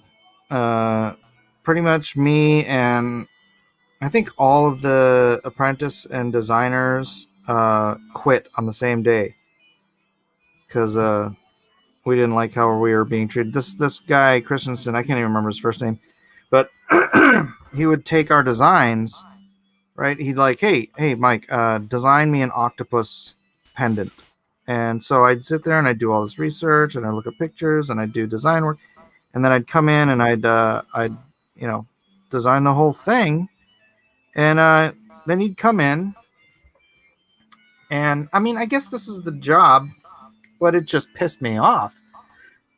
and the other people didn't like how they treated them either. But the thing for me was he came in and he clipped two of the tentacles and moved them, said it was good, and then took credit for the whole thing. And I'm like, yeah, that's not cool. Yeah. Like, I just spent like a week on this thing. You come in, spend literally like 60 seconds moving stuff around, and then you're gonna just put your label on it and say it's yours. He's all, well, you work for me. I'm like, well, yeah. I just wasn't down with that. Yeah, the guy, my buddy's father, he was cool with that. Like he, if people like on some of the ones I designed for them, where they would mass produce the same rings and then they would ship them out to like K Jewelers and all those like outlets and stuff. Mm-hmm. If somebody asked them, "Oh, I like that," if another jeweler, because I don't know how it was out there, but in the Diamond District, everybody does their own thing, and then you have guys who are like they specialize in stuff, So if we couldn't do it, then we'd have to like say, okay, take these these items and bring them over to I'm not going to drop names, but because people don't like me, and next thing you know, they're going to be calling up guys in the Diamond District from like trying to harass them about me from like 20 years ago. Yeah. So, but take this over to Joe Bob and have him like fix the diamond in the setting or something like that. Yeah. So, Freaking Bob. And stuff like that, and like, but he would be like, oh, who designed that? Like, and he would tell them, oh, that kid over there designed it, and that's how I got some gigs to do some one-offs and stuff. Yeah. See, credit. That sounds nice. Yeah. He was cool about it. He was like really like, he wanted everybody to make money. Yeah. I mean, he was from Puerto Rico. His whole staff just left on the same day. It's like, oh, that's crazy. That's crazy. I don't know what happened to those people. Yeah, Angel was from Puerto Rico, broke, poor. Came up, living in some shady parts of Brooklyn, and started his own business. Had a family, moved him out to the middle class suburbs of New Jersey, and so that's what he wanted for everybody. He was a good guy like that. I say he was. He's still alive. They moved years ago, and I haven't seen them since. So he could be dead. He could be, but as far as I know, he's not. I'm still friends with my buddy on Facebook. I'm sure he would have said something. Yeah. But yeah, it was funny too because back then I still had like long hair. So when I was like dealing like with clients and stuff, I had my blazer on, the hair pulled back in a ponytail, looked all nice and sharp. But then like when I'd have to do one of those errands where I had to take like thousands of dollars in diamonds over to somebody to get cleaned and polished or something, the blazer came off, the hair came out of the ponytail, the leather jacket came back on, and I put like a backpack on, on my back because otherwise you get robbed. Yeah. Yeah, that was actually how I started the job. Was my friend Robin actually was the receptionist there. And they needed a driver. The driver would just go around to all the different, like Macy's and all the department stores that had little jewelry departments, and because they would license out or not license out, they would contract out the company to do all the fixing of the jewelry. So, or fixing or customizing or whatever it was. So I would go around every night after all these department stores are closed, and I'd go pick up all their orders, bring them back, and then I don't remember if I stopped doing that when I think maybe I did stop doing that once I started actually working on the jewelry itself, because but yeah, that's how I started. So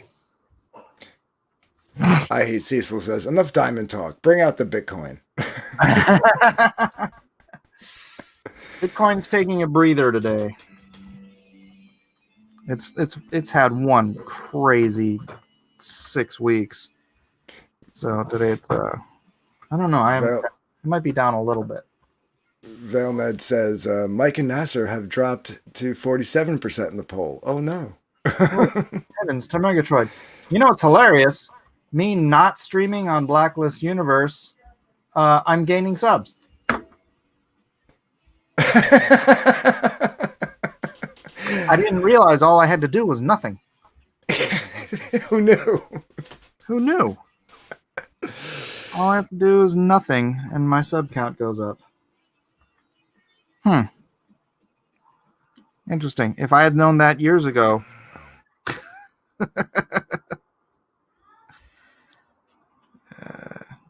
Sounds like Kung Flu Kitty is not feeling well.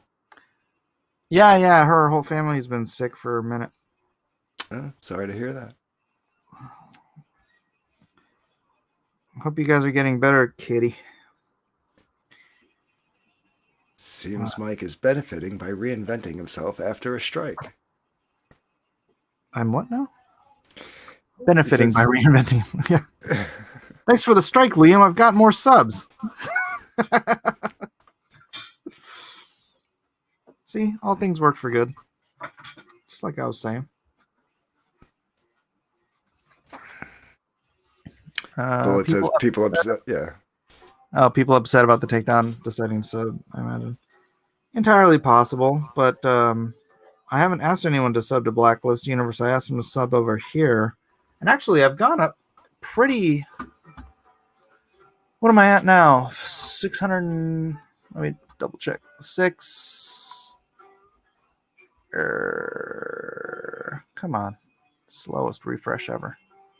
623. So I'm up about 180 something subs since yesterday's. Or since...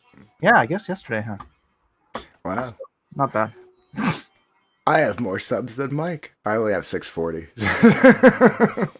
And I have the same channel, so you're doing way better as far as the percentage growth rate is. Everybody go sub to Dark Gift.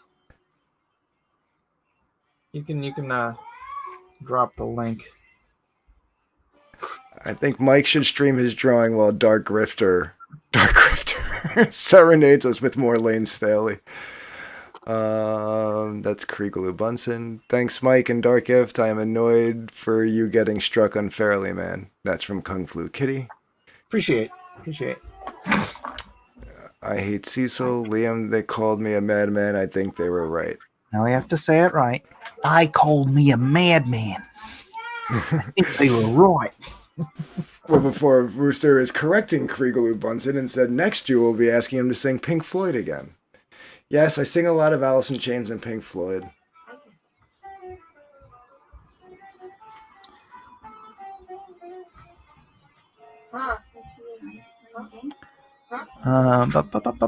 Yeah, man, I haven't even pimped the book yet. Anybody interested in me pimping my book? Yeah, pimp the book. I'll open. You know what? I should open up a tab so I can drop a link in there. Right? Sounds like because I'd rather draw the book than pimp the book, but but that too is part of the deal.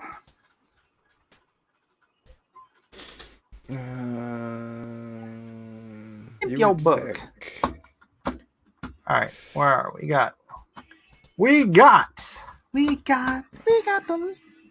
something. Jiminy Cricket's ahead of me. All right. Let's see. Let's do this. We've got Lone Star 3, Mind of the Monster. It's epic. It's the concluding chapter to this 3-part series. Lone Star, Heart, Soul, and Mind. Heart of the hero, soul of the soldier, mind of the monster. You've been watching me produce the pages for this book live. You can see down here some of the other sample. Why is this taking so long to load? I don't know what's going on. Why my computer is so sluggish. But you can see sample pages down here. Come on, there's one more. No? Isn't there? I don't know what's going on. I'm putting my full effort into this project. It's a story about a man who was hold on a second. I gotta get into pitch mode here. Bring me coffee. Lone Star is about Robert Miller, a World War II pilot who led a team of specially designed airplanes. And this is a terrible pitch. Fallen soldier, risen from the dead to fight the things that go bump in the night. That's the short pitch. And one of the things that goes bump in the night is this villain Svarog here. He's a 800-year-old vampire, and the beginning of Mind of the Monster is the origin story. So in this part right here, you're seeing, well, you can see it here on my thing. Here. This is when he starts turning some of his Mongolian teammates or fellow soldiers into vampires so that he has a chance to go and defeat the other vampires, which just killed the rest of his army. Let's go back to this. And so you get to, oh my gosh, it's still not loading. This is ridiculous. Got some awesome covers by Kim Jung-gi. It's not just half a cover. It is a full cover. I don't know why it's not finishing loading. This is really irritating. But then this is mine. This is the Final Fight cover. This is the Kari Evans cover. This is not Final Colors, obviously. It doesn't actually say not Final Colors on the final. This is the Fallen Angel cover featuring Angel, his beloved. And it's a homage to the old John Byrne Death of Phoenix cover. Here you have the Paolo Pantalina awesome Wolverine tribute cover that is a tribute to the Lionel Francis Yu original. And then again, I should have 4 pages down here, but for some bizarre reason, it doesn't want to load tonight. Anyways, if you're new and have not checked anything out, first of all, you can go get the PDF for the first issue here for absolutely free. Give it a read. If you like it and you want to grab the digital or the physical copies, you can scroll down here to the Heart, Soul, and Mind tier and grab those for yourself.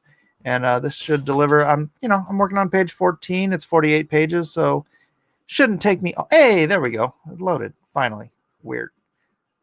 Lone Star, not Final Colors. Suddenly everything loaded at once. It's crazy.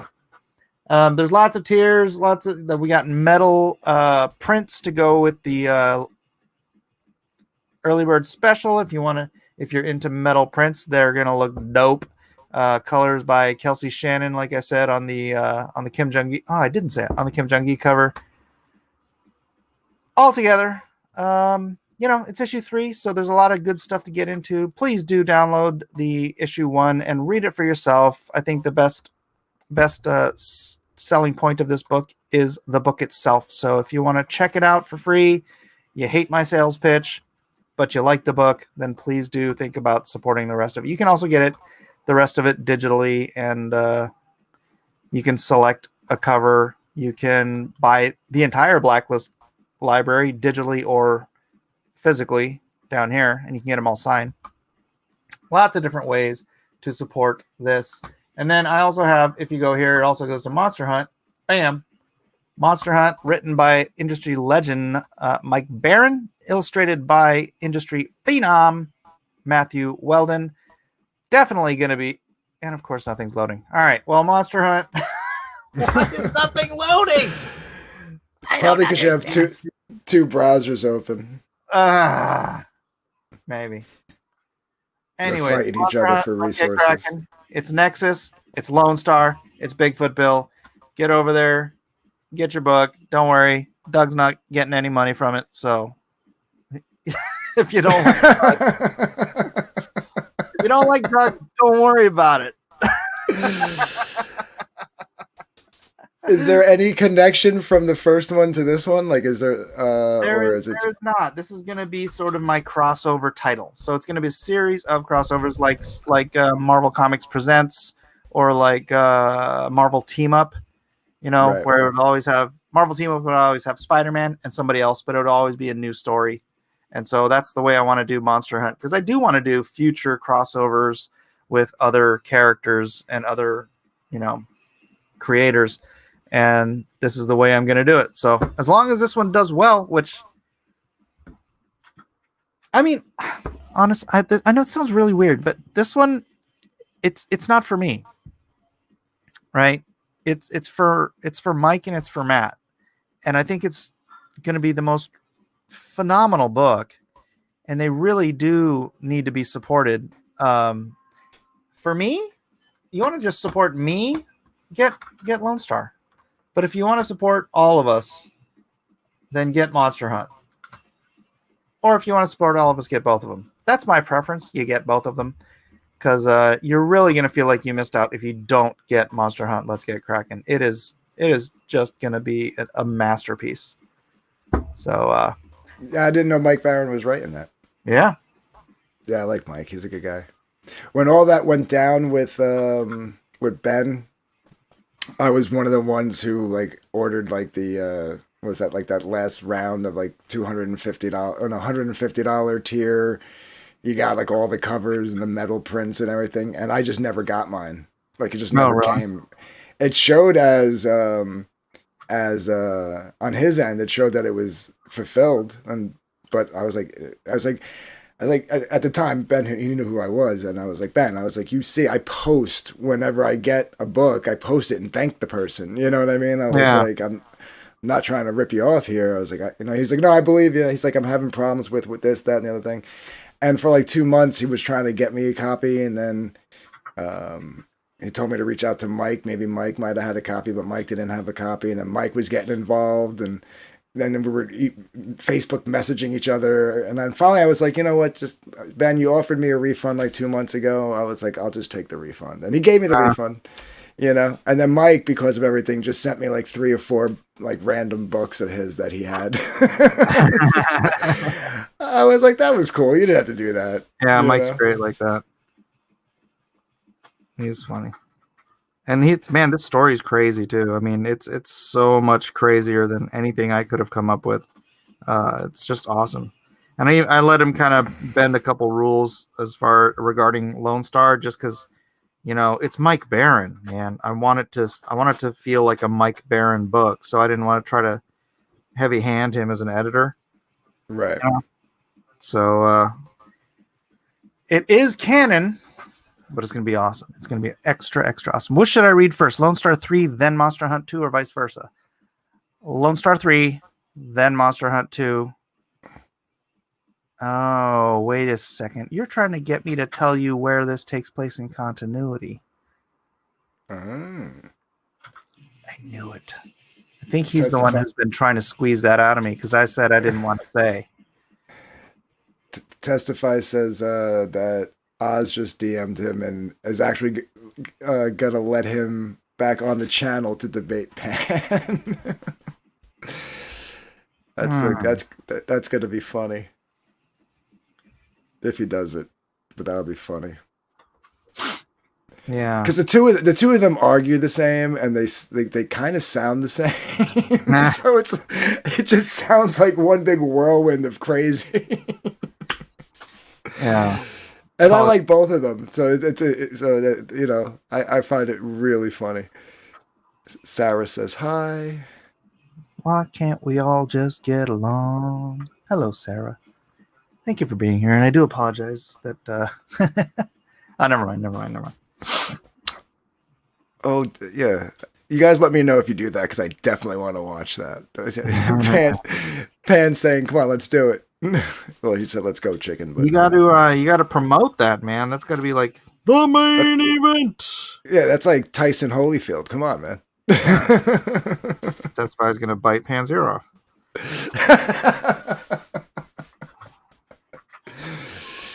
Oh man.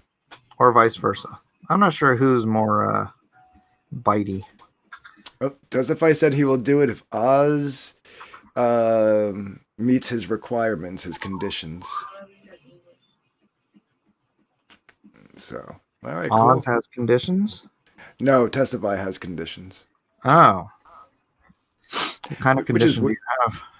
Yeah, where are the conditions? I did not think Testify would have conditions. Testify says, Mike, can I come on the stream and talk about it? I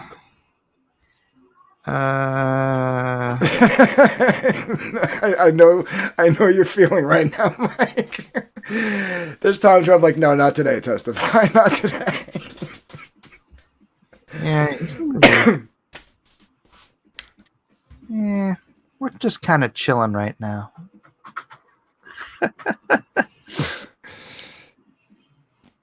I will be.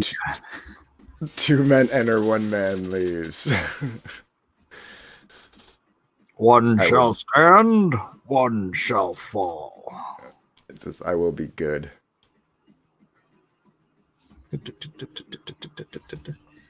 Elijah, is more than a half an hour of you doing that. I know. So you're going to play it? Tell me he's got 5 more minutes because I actually have to step away for a second. Mm-hmm. I'm just going to let my I hear my one dog pacing around in the kitchen, which means he's got to go. So I'm just going to let them out real quick, and I'll be right back. Do it. Break a deal, face the wheel. What? I'm going to go ahead and take this down so you guys can see. You guys rather look at the art than my beautiful face, right? You'd rather look at me working on this than looking at my big cheesy grin, my snark. Why do you need Oz? Both Panboy and Testify are right here. Just go ahead and still Oz's thunder, Mike. No, thank you. See, what I do is I bring them on and I would try to get them to get along. What Oz will do is sit to the side and just let them fight, which is probably better entertainment than me trying to get them to get along. Making conditions because you are scared. You don't have to tell me the conditions, dude. It's not nothing. None of this is up to me. This is between you and Pan and Oz, I guess.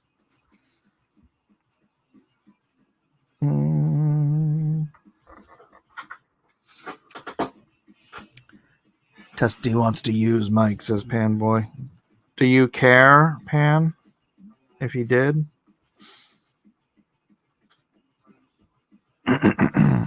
I never know what anybody in War Campaign is thinking these days about me, because I still get a significant amount of grief, but I try not to take it too seriously. I have had to mute some voices today. How about putting jalapeno milk on? Where is he here? Is Merker here? Sorry, guys. I just have not been looking at the chat. I'm trying to get this page done. Although I'm not going to get it done tonight. I am having fun with it. ASL, American Sign Language? I just got off work, done kicking homeless people out. Right on. Hope you didn't get any homeless on your shoes.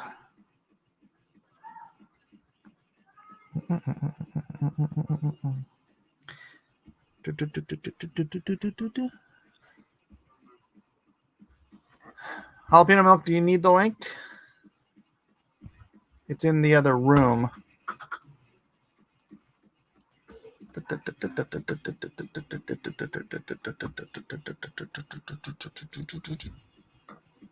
No. We do have to figure out what we're going to do for tomorrow night. Anybody got any ideas for tomorrow night's Drawn and Quartered?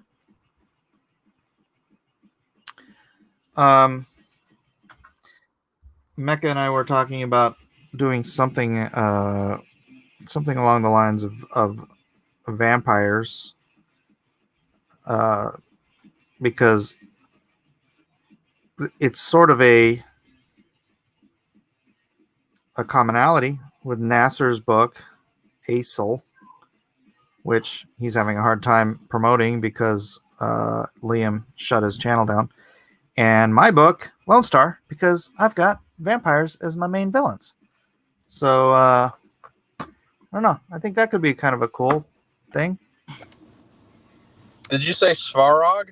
Svarog, yeah. Yeah, that'd be kind of cool. Well, I mean, not doing Svarog, doing vampires, so people could select their vampire. Oh yeah, good little promotional opportunity for Nasser too. It's a multi-promotional thingy. Yeah. And then I could do Svarog and then use it for like a trading card or something. Yeah. Or stickers. I got to do stick. Oh, I haven't even done a stretch goal tier yet. Stretch cold. I need somebody to handle the marketing on this campaign for me. Buy Lone Star 3, guys. There. Thanks. So good. And if you can't buy it, share the link. And if you can't share the link, tell your friends about it. Then what good are you? And if you can't tell your friends about it, then word of mouth is the best advertising, man. Yeah. And there's the cat. The cat. Did I miss anything good? I've been fighting with homeless people all day. Yeah, you got any homeless on your shoe? No, nothing. Because that stink doesn't come off for a while. You know what's funny is I was going behind the vestibule, and it smelled like somebody pooped back there, so I just ignored that part of my job and went somewhere else. Wait, what? Yeah, like I went behind one of our vestibules, and I don't know. I don't know what a vestibule is actually. I just use that word, and it smelled like someone pooped back there, so I just left. Ah, that's lovely. Thanks for sharing. Yeah. This makes for good YouTube. Yeah. So, we got Panboy in the chat, Mr. Dongs, Jazz Crab. What an eclectic group.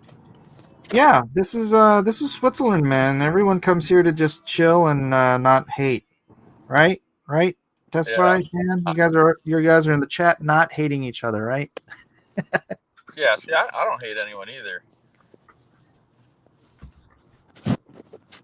How did the rest of that stream go with Nasser? Testify left, and then the clown car showed up. What? Testify's clown car crew. You know, the Jazz Crab, Stu came in, the chat at least. They were all on X Games mode. Yeah. And then Vic King was like, "Oh, I draw stuff." I'm like, "Yeah, I know." Vic King draws? I think he does. I don't know if you got my message earlier. I was going to suggest we bring Nasser's artist on for D&Q tomorrow. Give him a promotional opportunity. Out of pity.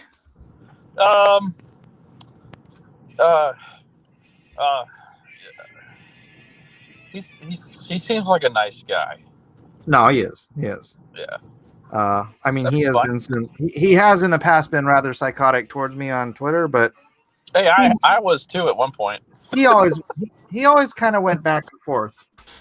If you can't, wish the end of somebody's I did life. have him blocked until about 2 days ago. Oh, well, time heals. Vic Who's King. that? How about Dark Grift? Can you draw? For drawing a quarter? Can I draw? Drawing a quarter? Yeah, I could draw. I mean, that's a little intimidating, but sure. Should be intimidated. You should be. And also, Mecca, no offense, Darkrift. Mecca, it's not your job to invite people to my show. Oh, my bad. It was just a suggestion. I wouldn't. Yeah, I wouldn't have taken it as a real invite unless you said so, Mike. No. See, it wasn't me extending an invite. It was wanting to intimidate Dark Grift for no reason. Dang it. What, you're like super low, Mecca, and Dark Gift's loud, and I'm like having a hard time going between the two. I could lower Okay. that Why don't you How just? about now? That's a little better. Valened said I unblocked Vic yesterday. Oh, Vic's a good guy. Vic's been. Yeah, he was a persistent voice of just ragging on me about Ethan and stuff in the past, and I mean I'm over it now, so I unblocked him, and I'm all about helping Nasser promote his book and whatnot, so that's fine. It's just I don't have any ill will or anything.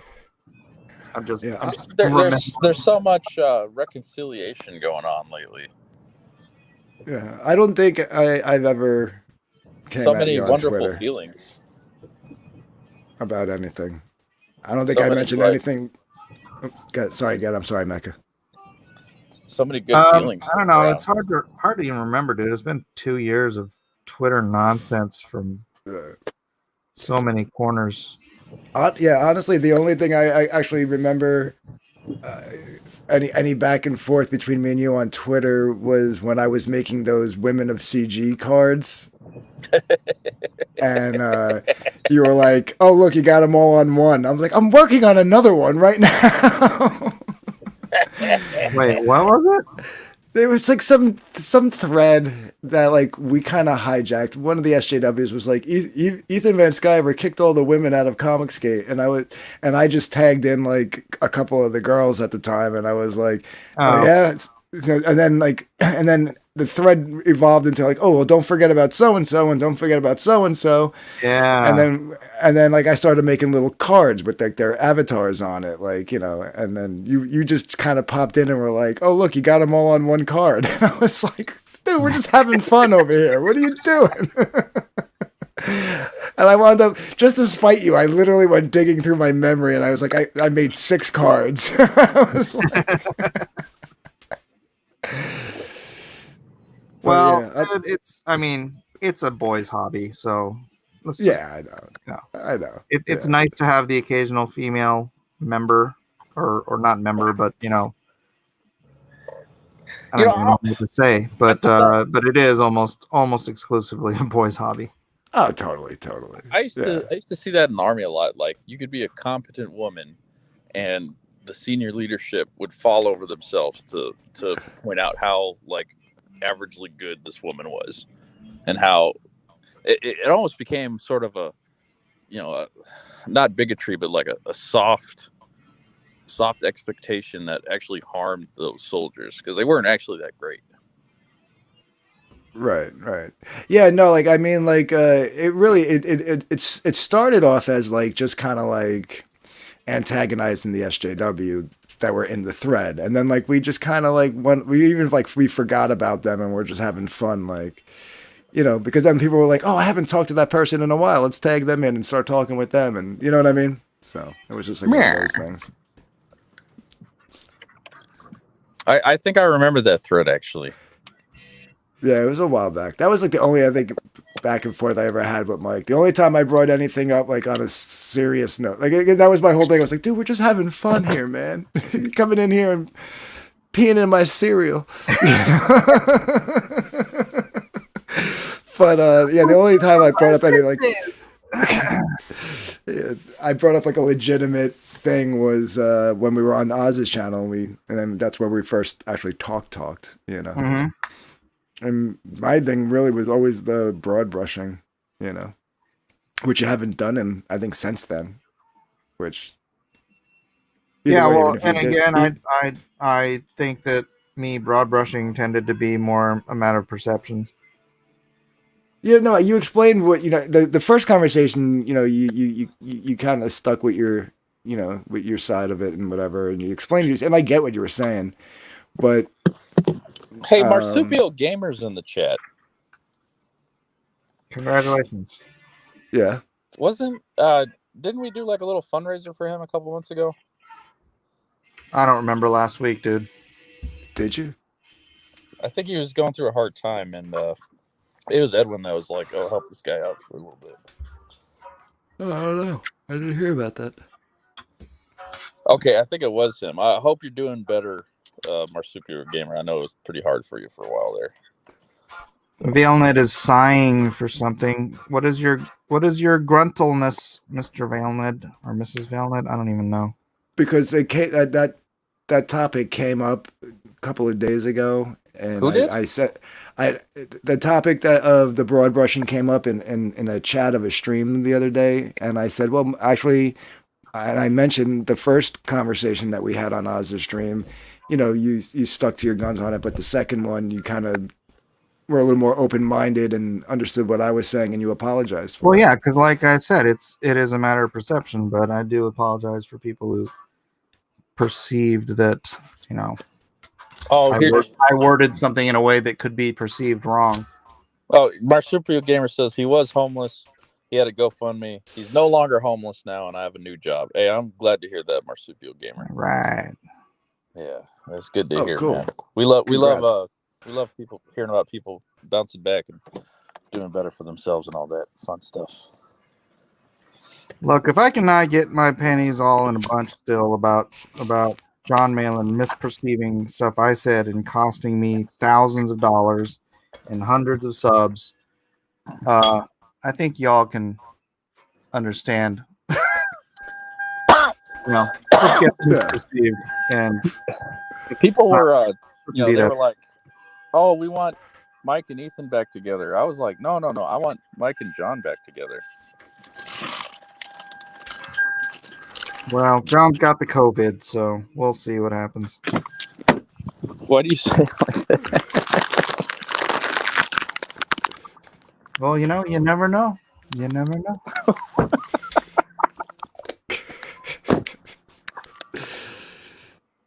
We love you, John. He'll be fine. Hail Melon on his deathbed, says Melon. John, you've only got minutes to live. Is there anything you want to get off your chest?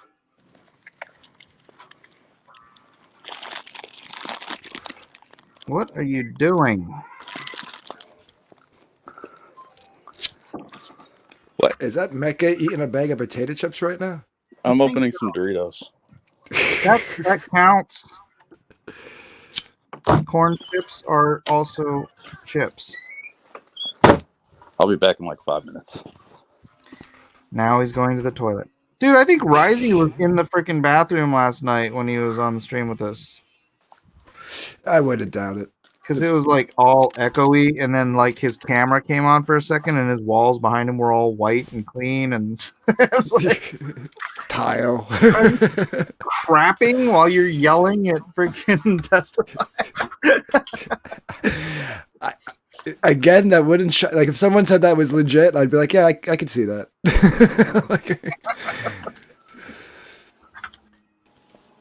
Oh, hi, Mike says has been is now. Oh, hi, has been is now. Who's that? Has been is now. Has been is now. He's got a I'm cool going- looking Raphael art there. Yeah, if we have enough room on the panel tomorrow night and we're doing vampires, then I'll bring Nasser in too. That'd be fun. Nasser was there for the very first episode of Drawn and Quartered. Yep. And if anyone wants to dox me, my full name was a super chat. Super chat. Oh yeah, there will be no super chats this time. I gotta figure that out. Well, I mean, it's not like I make that much on super chats, but That do help. Okay, I'll be right back. all right. I know some people use Streamlabs. Yeah, But- I'd probably I've never messed maybe I'll with try it. to figure that out. It's funny because I hate doing all that stuff because it takes me away from the drawing board. Right. You know, it's like, yeah, I do. I wanna learn how to produce my own videos and do all this stuff, and it's like, but I really, really just want to draw my stinking comic book. If that's what I want to do, can someone else handle all my marketing for me, please? Do you have a Streamlabs donation page? No. Well, Elijah, do I have a Streamlabs donation page? Didn't you set me up a Streamlabs? Yeah.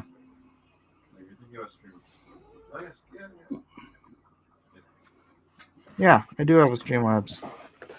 We just haven't used it in what, a year and a half? We could even do Streamlabs and then just get all our panelists from the Discord. I don't get this reference. Maybe you guys could fill me in. He says, I just hope Dark Gift has the same body referencing approach that Liam's Odikun uses to do his drawings. I have no clue what that's about. I don't know what that means either. I don't know, man. You sounded pretty nervous, Dark Gift. Would you even show up? I would show up. No. Well, you got to clear that with Mike. No, yeah. But I'm just saying, yeah, why wouldn't I show up? Because it's intimidating. No, it is intimidating. I did it once. Dude, I've gone on so many people's streams who just wanted to rip my head off, like just scream at me. Can I do that? Nobody thought I would show, and I showed. So I think I could show up to sit there, be quiet, and draw some pictures. Oh yeah, I remember. I think the first time I saw you on a stream was when you went on with Preston Poulter. That was one of, yeah, that was one. That's not the one I was thinking of just now, but that was one. Yeah. Yeah. That was supposed to be, from my point of view, that was supposed to be a conversation. It turned into a weird screaming at me debate thing. Well, I don't it was very confrontational. Yeah. Preston was obviously hurt by whatever was being said about him, Right. and No, and I get that. he was taking it out on you. Yeah, no, totally. That's exactly how that's why halfway through, you probably, I don't know if you know how much you saw, but halfway through, I was just like, I kind of realized what was going on, and I just kind of went, go ahead. I threw my hand up in the air. I was like, just do it. Get it out of your system. Yeah. And I was waiting for the boot, I was waiting for the kick, and, because I knew that was coming too. So. Oh, when you guys were going to have that dark gift, Yeah, I'm wrong thing. Yeah, he just asked why I thought, he was being hypocritical or whatever. Yeah, it was pure blood sports. Yeah, but like the way it was presented to me was, that we were just gonna have a talk. I didn't know it was gonna be like a weird, I don't know. I don't want to call it a sandbagging, but that was the term I used at the time.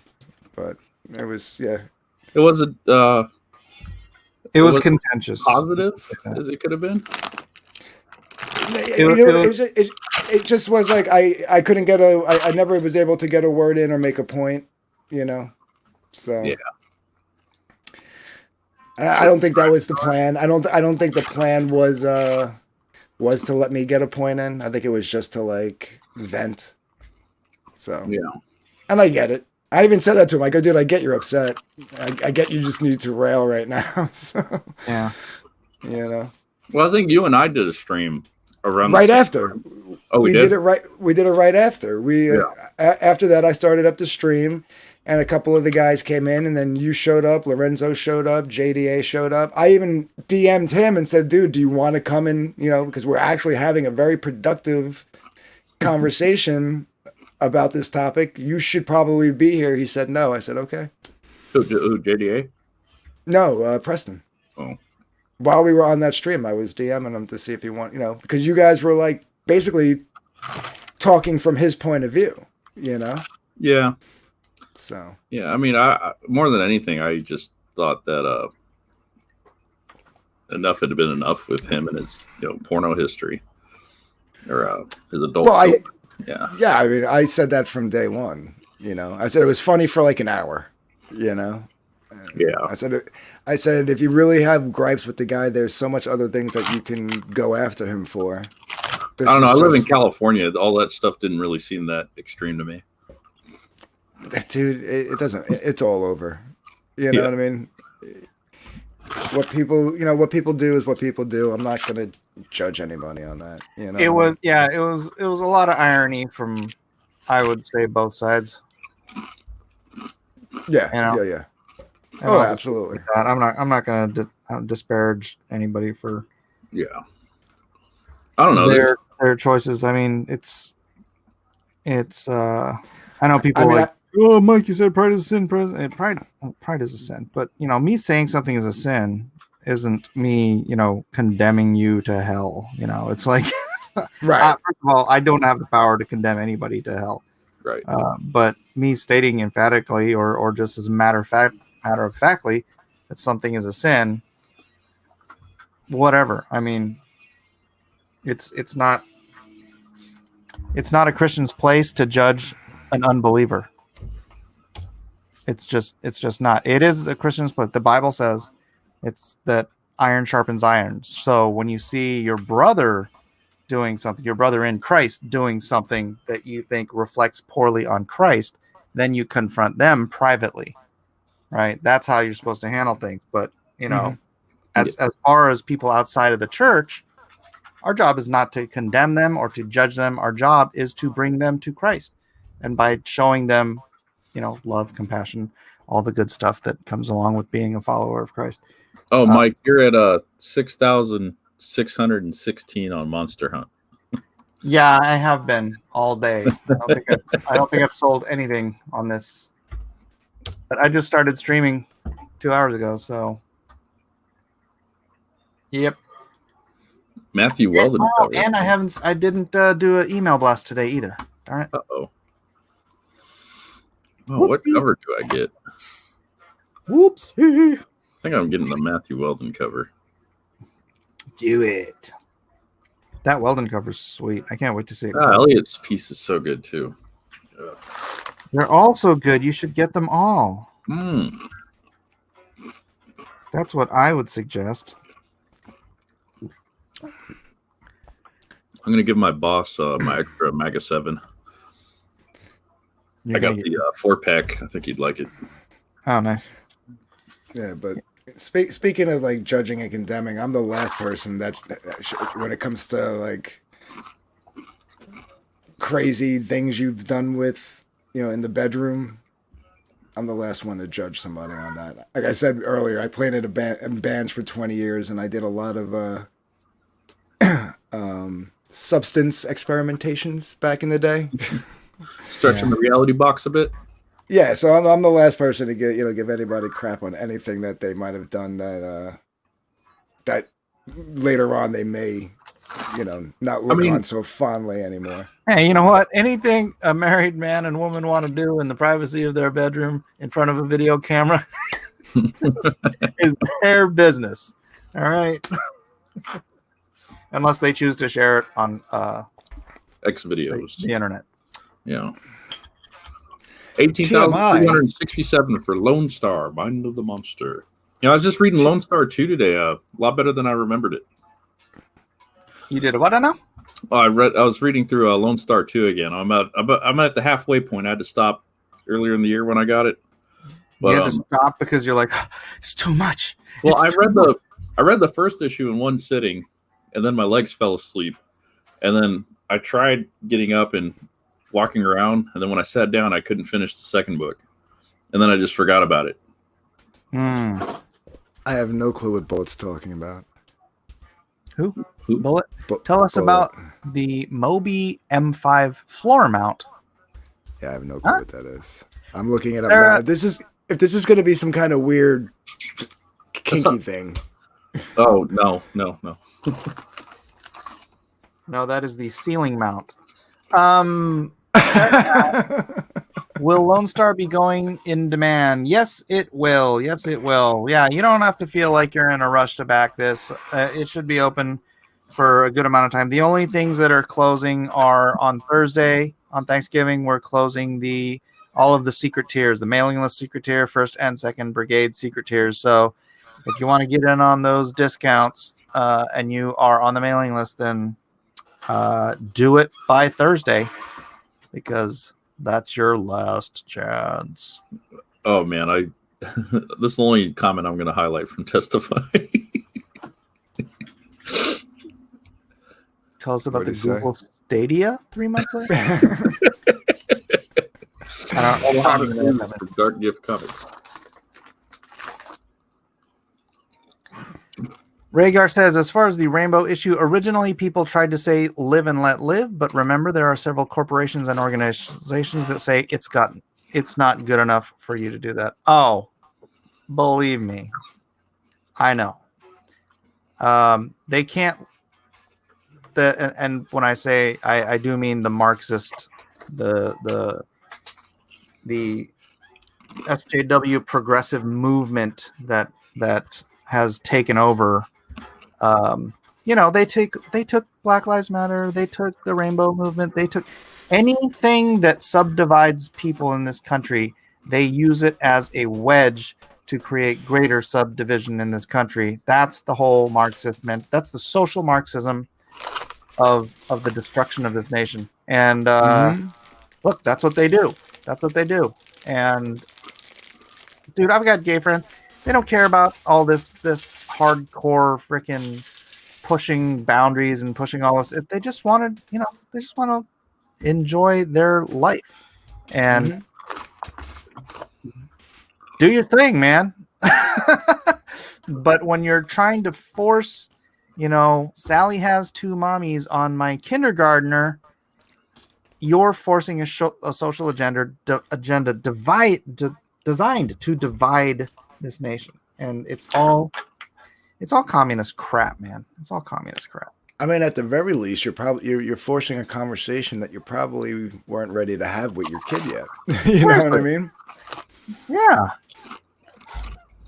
I mean, kindergarten is not the time, and now they're doing these transgender book readings for kindergartners and stuff. It's like, what in the hell are you doing?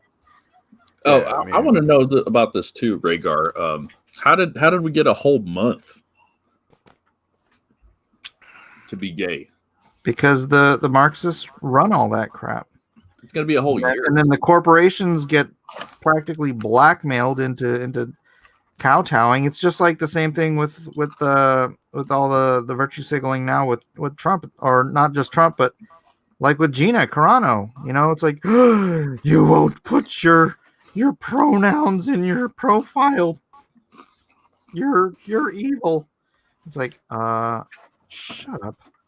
The whole month thing, I kind of get, like, when they, like, you know, like Black History Month and Pride Month, and I get like why you would do that, but I think after so many years, like, they just the you don't need the months anymore. You know what I mean?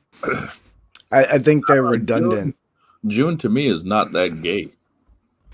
March, that's a gay month.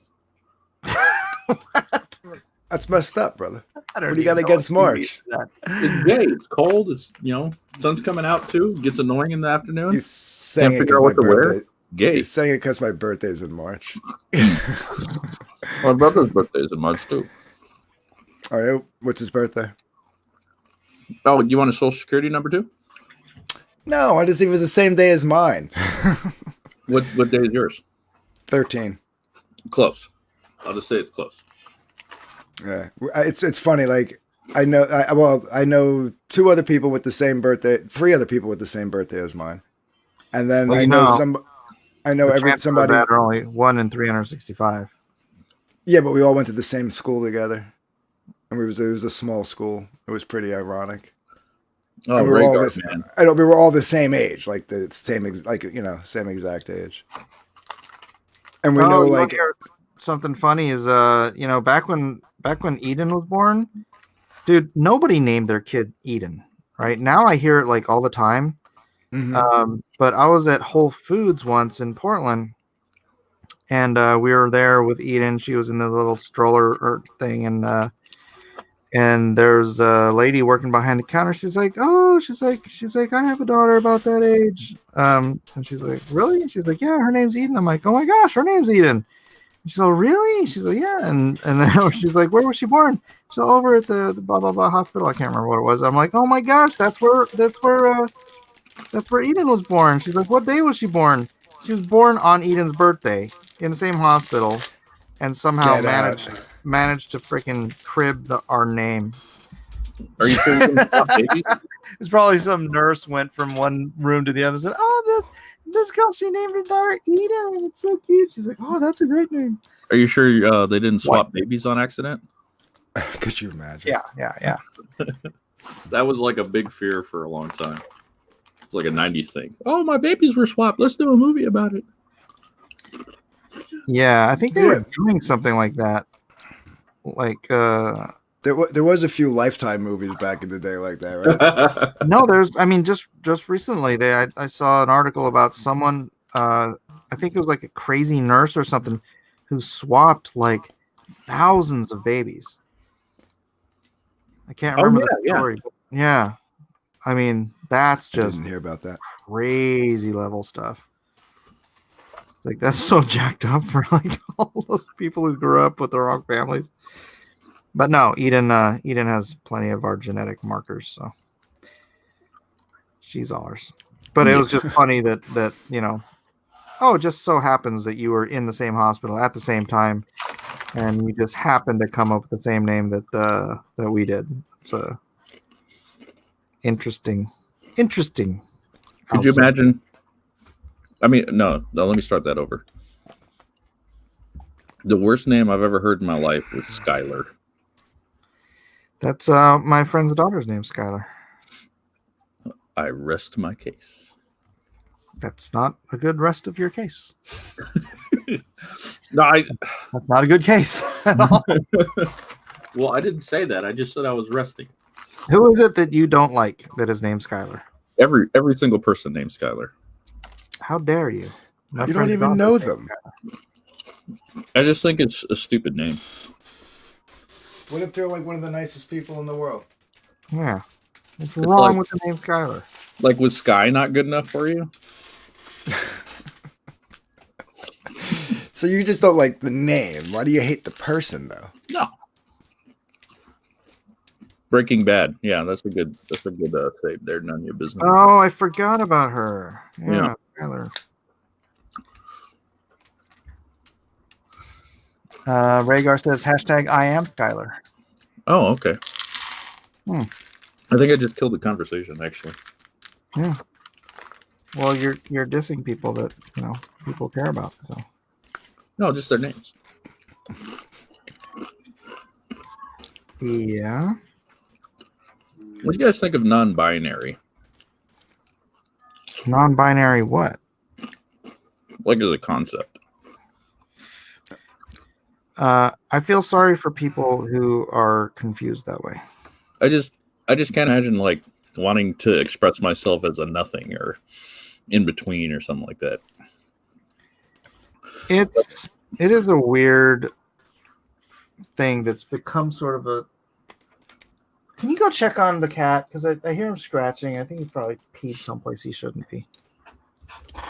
It's just like, I don't know, like how, like when Chappelle said, to what extent do I have to participate in your self-image? That keeps coming to mind with this non-binary thing. Yeah. Residual self-image, they called it in the Matrix. Yeah, like I don't understand it, but now I have to refer to you as they. I don't get it at all.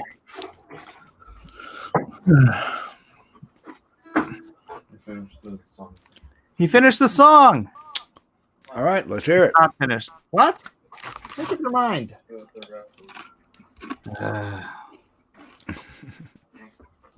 Musicians, Yeah, we are flaky. right? Kriegelo Bunsen? That's a neat name. You exported it where? Is it somewhere I can access it? Well, could you just go ahead and do that? That'd be great. You don't have to be in the room. Just set it up and then send it to me and then walk out. I don't care. You can watch us all laugh at you later.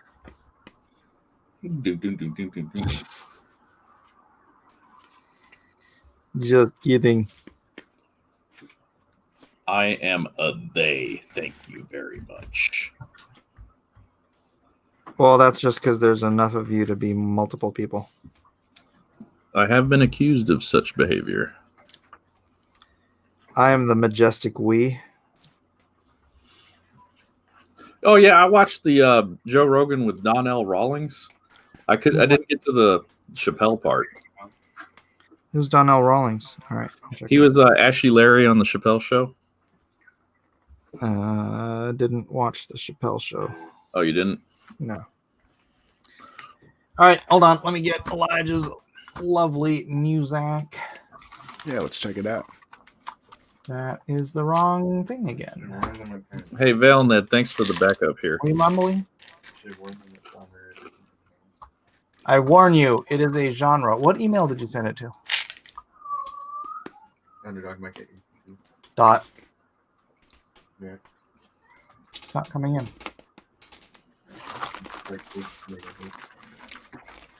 I thought. Oh, here it is. Okay. All right. Download. Boom, boom, boom, boom. The song Rough One. Save it to videos. I'm on the radio. You singing pop-up video? What? Pop-up video. No. Not at all. There it is. All right. Oh, wait. Let me share screen and share audio. So, oh, I already have it. Is that audio sharing? Yeah. Okay. Here we go. It's almost 10 minutes long. Oh my goodness. Epic. It's epic. All right, let me cover up my. Let me close my mail. All right, here we go, ladies and gentlemen. The worldwide debut of the song "Rough."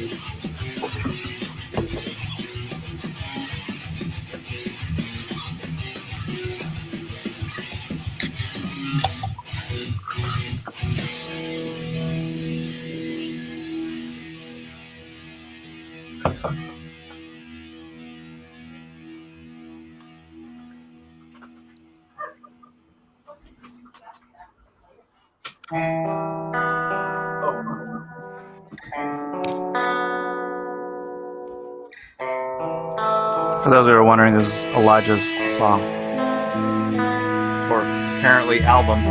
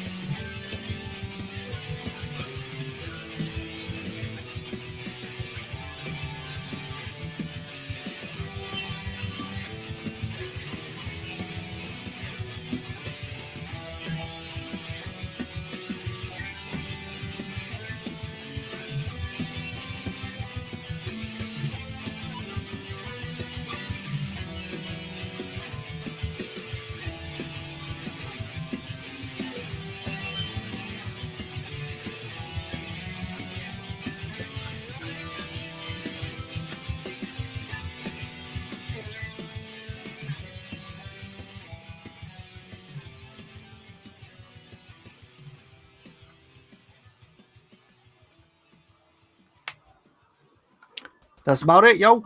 That's awesome. Like it? I do. It's definitely got like I mean, I don't know what his influences are, but that to me that reminds me a lot of like well, it's definitely got like the changes like Metallica. So that brought it brought me, Metallica's his like, favorite band. I can hear it. yeah, perfect. Yeah. I can hear it in the first bar.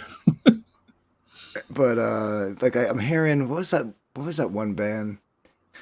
They were like progressive, like back in like the late 80s, early Dream 90s. Theater?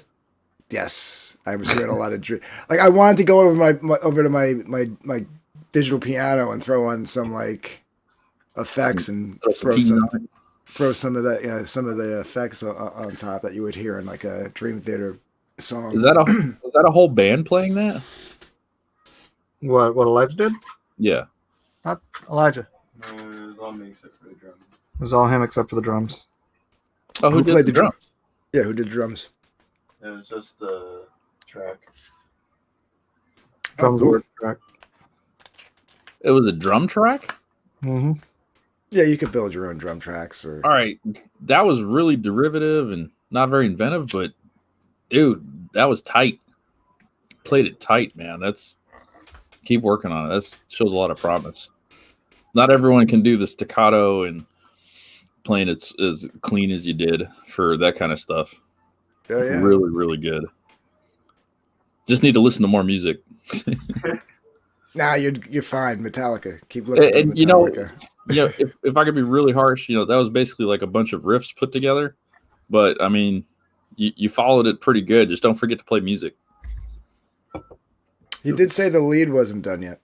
Yeah. The solo needs work, but man, if you could play like that, there's some band out there that would pick them up pretty quick with that kind of start and stop kind of stuff. That's really impressive, man. Well, you know what and I run into this a lot too. The problem with when you're writing your own music and you're actually recording and you're doing all the different parts yourself, you don't get that perspective of like having four other guys in the room going, well, why don't we do this? You know what I mean?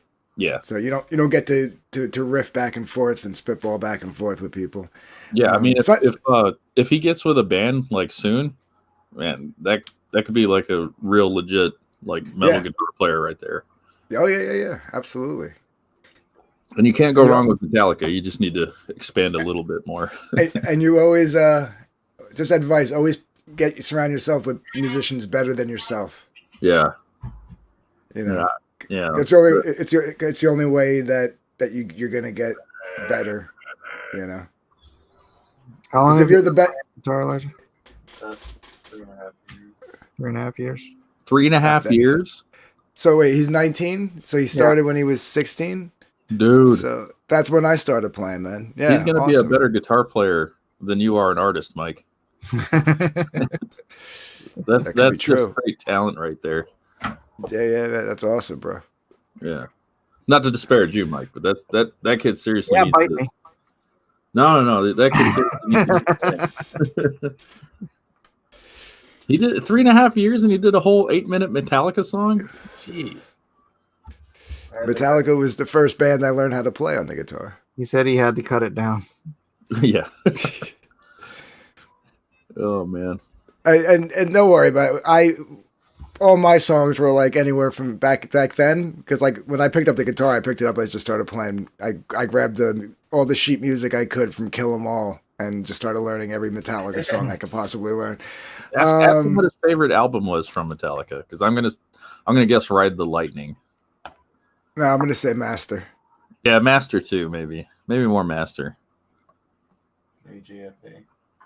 Injustice.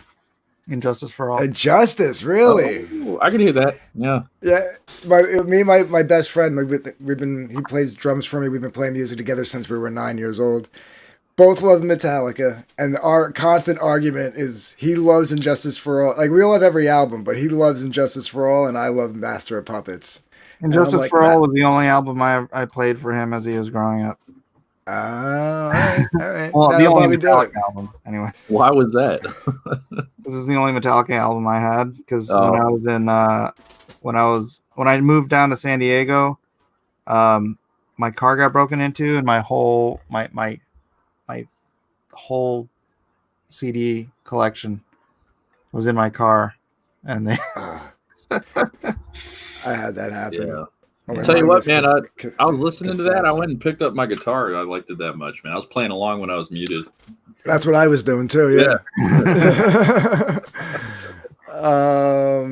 What kind of guitar is he playing out of? It sounded like a Stratocaster to me. No, Jackson, he said. A Jackson? Okay, that makes sense. What kind of Jackson? Like a $300 Guitar Center special? Yeah. Yeah, pretty much. Yeah. Get yourself Epiphone, man. Vic Leprechauni, Dark Ave Comics. Do you think guitar players will be a commodity in the future? Seems like those skills won't be needed anymore. Oh, man, it's going to be DJ Center pretty soon. No, listen, musicians are always going to be needed, man. Always, right? Because let's just say some crazy stuff happens. And next thing you know, everybody's like, I don't want to say like, zombie apocalypse, but let's just say some stuff goes down and there's like no power. You can't pick up a turntable with no electricity, man, but you could always pick up a guitar. Well, that's great. What are you talking about? if the end of the world comes, at least Oh, they'll be okay. able to serenade us and carry Music will save us. carry news All right. from town to town. So with maybe, minstrel maybe, song. maybe my thought didn't come across properly there. You focused on the post-apocalyptic world aspect. I was just saying, like, you could always pick up a good. You could always pick up a good. Okay, forget the end of the world, no electricity. On the fly, on the spur of the moment, in the heat, you could literally just pick up a guitar and start playing. You don't have to like worry about. Let me go get my turntables out of the car. Let me get my laptop out of the car. Let me Dude, go my plug brother in is and- my brother's gigging with a ska band, and he got into an argument with some rappers because they went over the time limit at the bar a while ago, and they're like, "I don't get the big deal." He's like, "Dude, we can't just plug an iPod in to gig. We have to set up drums, guitars, amps, do a sound check." It's just a whole new world of how music works these days. Yeah, I mean, don't get me wrong. Some of the technology is great for solo independent artists to like record with, Yeah, but to actually like play, you know what I mean? Like to like sit in front of someone and play. Yeah, it's different. But like, I think thankfully you still get the energy, like hearing Yeah, I a think- guitar fire up and some Marshalls spit it out. It's not something you get anywhere else. You can't get But that out of. You know what I can't understand, DG, is rap concerts. I really Yeah. don't get how those work. it, can't. yeah, I don't know. it's It doesn't make any it, sense to me. yeah, it's just a bunch of guys running around on stage with like nothing behind them. It can't be the music, right? That people I'll tell do. you what. You know what? One of the best things I saw was, and it opened me up a little bit more to hip hop a little bit. And if I never saw this, I probably wouldn't like hip hop as much. It was the very first Yo MTV Raps Unplugged. LL Oh, Cool J hosted it, and they had the full band playing. Mhm. That was pretty good because those musicians turned like your standard like 80s just like drum machine, and like Yeah. some like looped sample tracks, and Thank you. made Rick. those Thank you. made those songs. Yeah, they're not good at all. I mean, a live show, I just, Have I you ever can't heard see. of Animals as Leaders? DG? Oh yeah. Okay, Elijah knows what I'm talking about. That's like the last band I got into. It was really good. No, I don't know. no lyrics, but the Tosin Abasin is just like amazing guitar player. Yeah, I'm trying to think of what kind of musical influences we could pass on to Elijah. Check out That's Bay Area thrash through and through. That's check out Opeth. Opeth. Yeah, that's a good one. I've heard of them. Yeah, they have like a lot of their stuff is like real heavy and fast, but they have like that one album that's like mostly all acoustic. Well, I shouldn't say acoustic because there's drums and everything, but it's mostly acoustic guitars instead of the electrics. They released, I forget, I'm so bad with the names of their albums, but they released that one and another album simultaneously. One was like real heavy, and then that one was like super light. And if you get those two albums together and listen to them back to back, it's yeah. Still waiting on a Better Man cover. Is that Pearl Jam she's talking about? Yes, and I keep forgetting. Better Man, that one. Yeah, damn it, I gotta write that down. She's been Oh, asking yeah. me for. Yeah, tell Forever. Elijah In Flames is really good too. Oh yeah, In Flames, totally. In flames. That's my number one workout song is Cloud Connected. Like if you ever want to lift heavy, that's pretty much as good as it gets. Early Sepultura. Check them Yeah. out. Yeah, and if you're gonna go Pantera. heavy, check out what are you zooming on me? Sorry. If you're gonna go heavy, check out Meshuggah too, because that's just Oh yeah. that's like the logical conclusion of But heavy metal. I mean, you can't go wrong with Pantera. Go listen to like Dimebag Darrell over and over Most- and over. Yeah, most dudes I love they start Pantera. off with Metallica, and then the next step is Pantera. Yeah. Yeah, You go- go from go like I listen to Pantera. you go from like Injustice for All. You get the Black Album, but then you go right to like Vulgar Display of Power. Yeah. block. Yeah, make sure you listen to Cowboys from Hell too. Yeah, Cowboys, I guess in your house. Yeah, he's got metal. He likes metal, so I'm trying to think of Typo Negative. If you want a different flavor of metal, a little slower and grungier, go check out Typo Negative, man. Very melodic. It's like what goth music before it became glam. Before Marilyn Manson got him. And don't get me wrong, I like Marilyn Manson, but he totally glammed up the whole goth scene. Yeah. What was that? What was that live concert Metallica had? It was like Seattle for the Justice and all. 89. Yeah, that's a good one. Okay, so you have seen that. Yeah, I'd expect you to have. That's an all-time classic.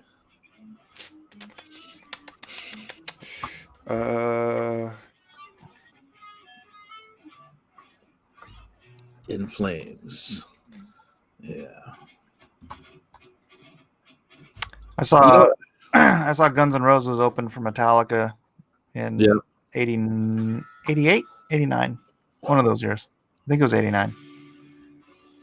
Oh yeah. I thought they didn't tour to the Illusion albums. So it had to be 91. No, I was still in high school. Yeah, maybe. Did they open once before? Yeah, I think Elijah looked it up once. Was it 88 or 89? What? When Guns N' Roses was with Metallica. He said Yeah, it was around that time. Thank you. I'm gonna look. I feel like it was 91, but I'm gonna look. Well, whatever time period it was, I don't know if you can get much better than that. Rick James and Megadeth are not related, Vic. You're crazy. I'm pretty sure I was in high school. It might have been just after high school. Had you met Jill at that point? Yeah, I met her in 88. We're all wrong. What was it? Let me make sure that there wasn't anything before this. Hold on. It was either, I think it was the amphitheater. Was Faith No More there? Oh gosh, I don't even remember.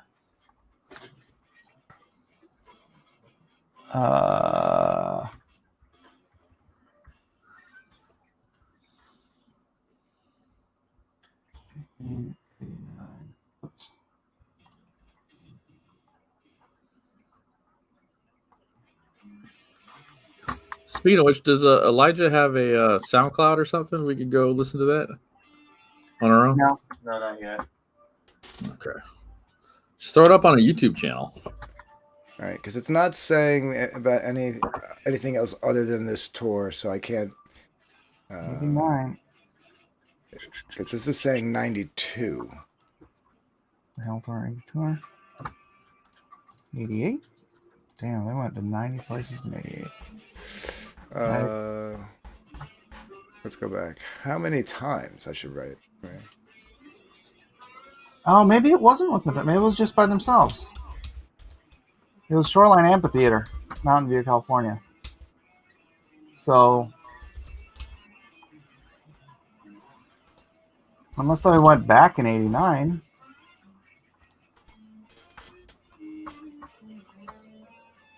No. Okay, so it was 88. And it was just them.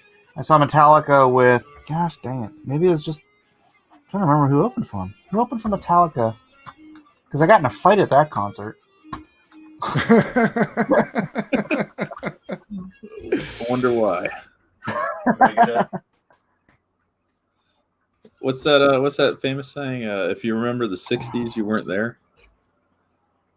Yeah. Right. Okay, wait. This was after high school. And Elijah was just a twinkle in your eye. Yeah, the Metallica Maybe GNR tour 1990? was. The Metallica GNR tour, I think, was 92. Tell me Peace Cells and Super Freak don't have the same intro riffs or very similar. Peace Cells, doom doom doom doom doom doom doom doom doom doom doom doom doom. I'm trying to remember. Yeah, you know what? Okay, then I. La la la la la la. What's Super Freak's intro? It must have been because it was. I think the '88, his voice wasn't shot, but when we saw him, his voice was shot. So it must have been the later one. Yeah, I went to see the Not in This Lifetime tour, and I had seen some clips from like a few months earlier where he was filling in AC/DC, and he sounded horrible. And I was like, oh, he's gonna ruin these songs. And when we went, he was surprisingly on point. I got to give him credit. He nailed like every note. Yeah. Yeah, dude, when we went and saw it, he sounded like he smoked an entire carton of cigarettes right before he got on stage. His voice was just Who, Hetfield? no, Axl Rose. Axel. Okay. Yeah, Axel's a disaster. Gosh, he was so great in his prime though. What do you mean I can't get to work on time?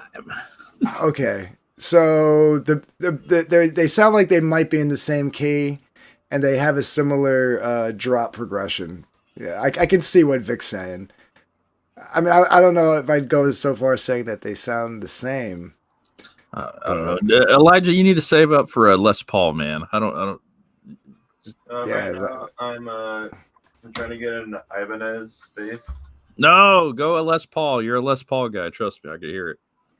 Acoustic bass or electric bass? Electric. Ooh, Ibanez. Yeah, you can go with an Ibanez. Whoa. You can't go wrong with a Washburn, but Washburns make excellent acoustic basses. Yeah.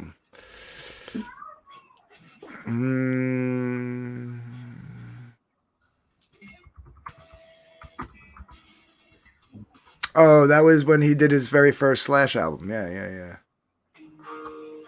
Chinese Democracy came out, didn't it? In 2008, 2009. Yeah. Oh, that's funny. It's a good out. Here's the thing: if you market that as an Axl Rose solo album, that's a phenomenal rock album. Is it? It is. But if you put the words Guns N' Roses on the cover, it's eh. It's eh. You know what I mean? But if you market it as an Axl Rose solo album, that's a solid rock album. Yeah. I like it. Stayed with Buckethead, man. Buckethead, man. Oh, Weird. Hey, do you remember Gathering of the Tribes? No. Yes. Why don't I remember? I'm saying I went and saw Gathering of the Tribes. It was 1990. Listen to this lineup. It was Crash Vegas, Ice-T, Iggy Pop, Indigo Girls, Joan Baez, Lenny Kravitz, Michelle Shocked, Public Enemy, Queen Latifah, Soundgarden, The Charlatans, The Cramps, The Cult, The Mission, and The Choir Boys. Yeesh. What a mosh pit of freaking music, man. Seriously.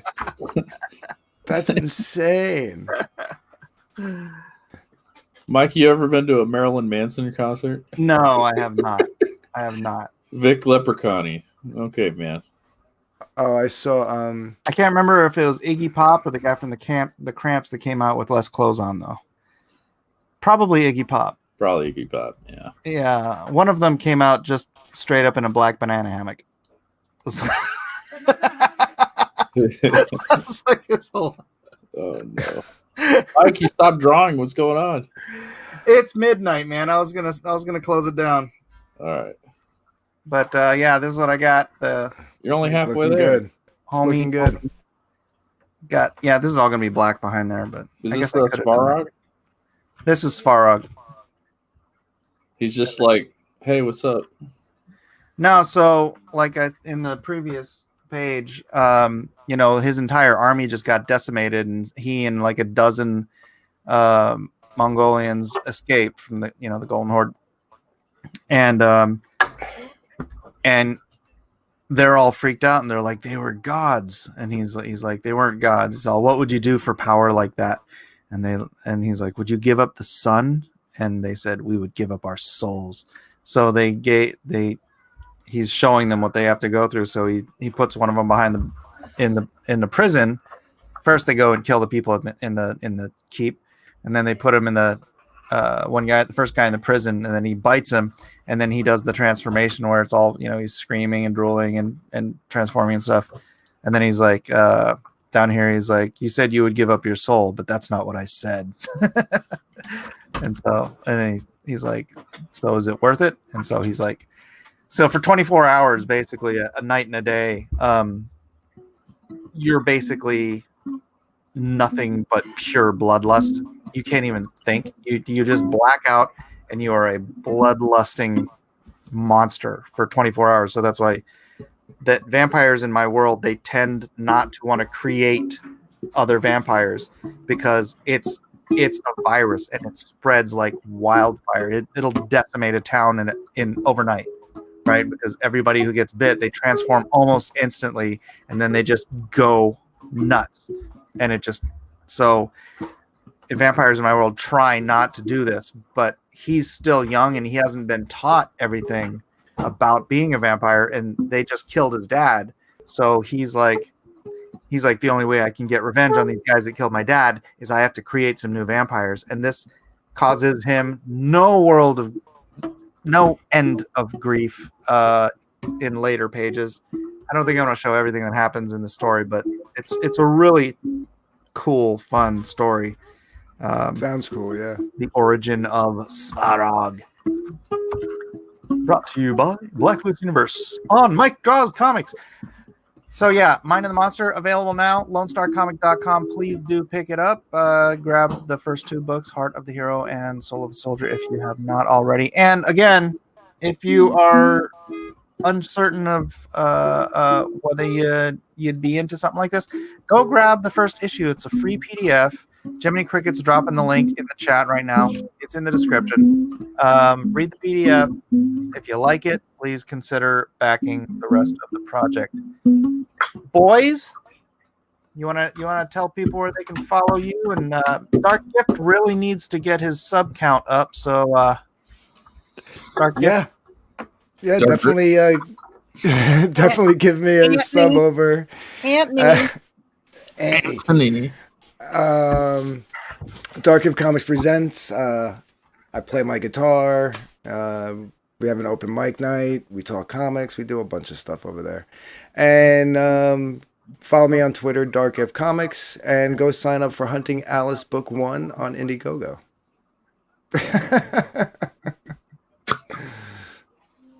Go ahead, Mecca. Let's see. Hang on. I look like I'm literally being hung upside down. You kind of, yeah. like blood rushing to my face and everything. Like a teeter hanger or something. Hey, catch us tomorrow. We're doing what'd you say, vampires? I think we'll do vampires. Vampire night. Bring your blood.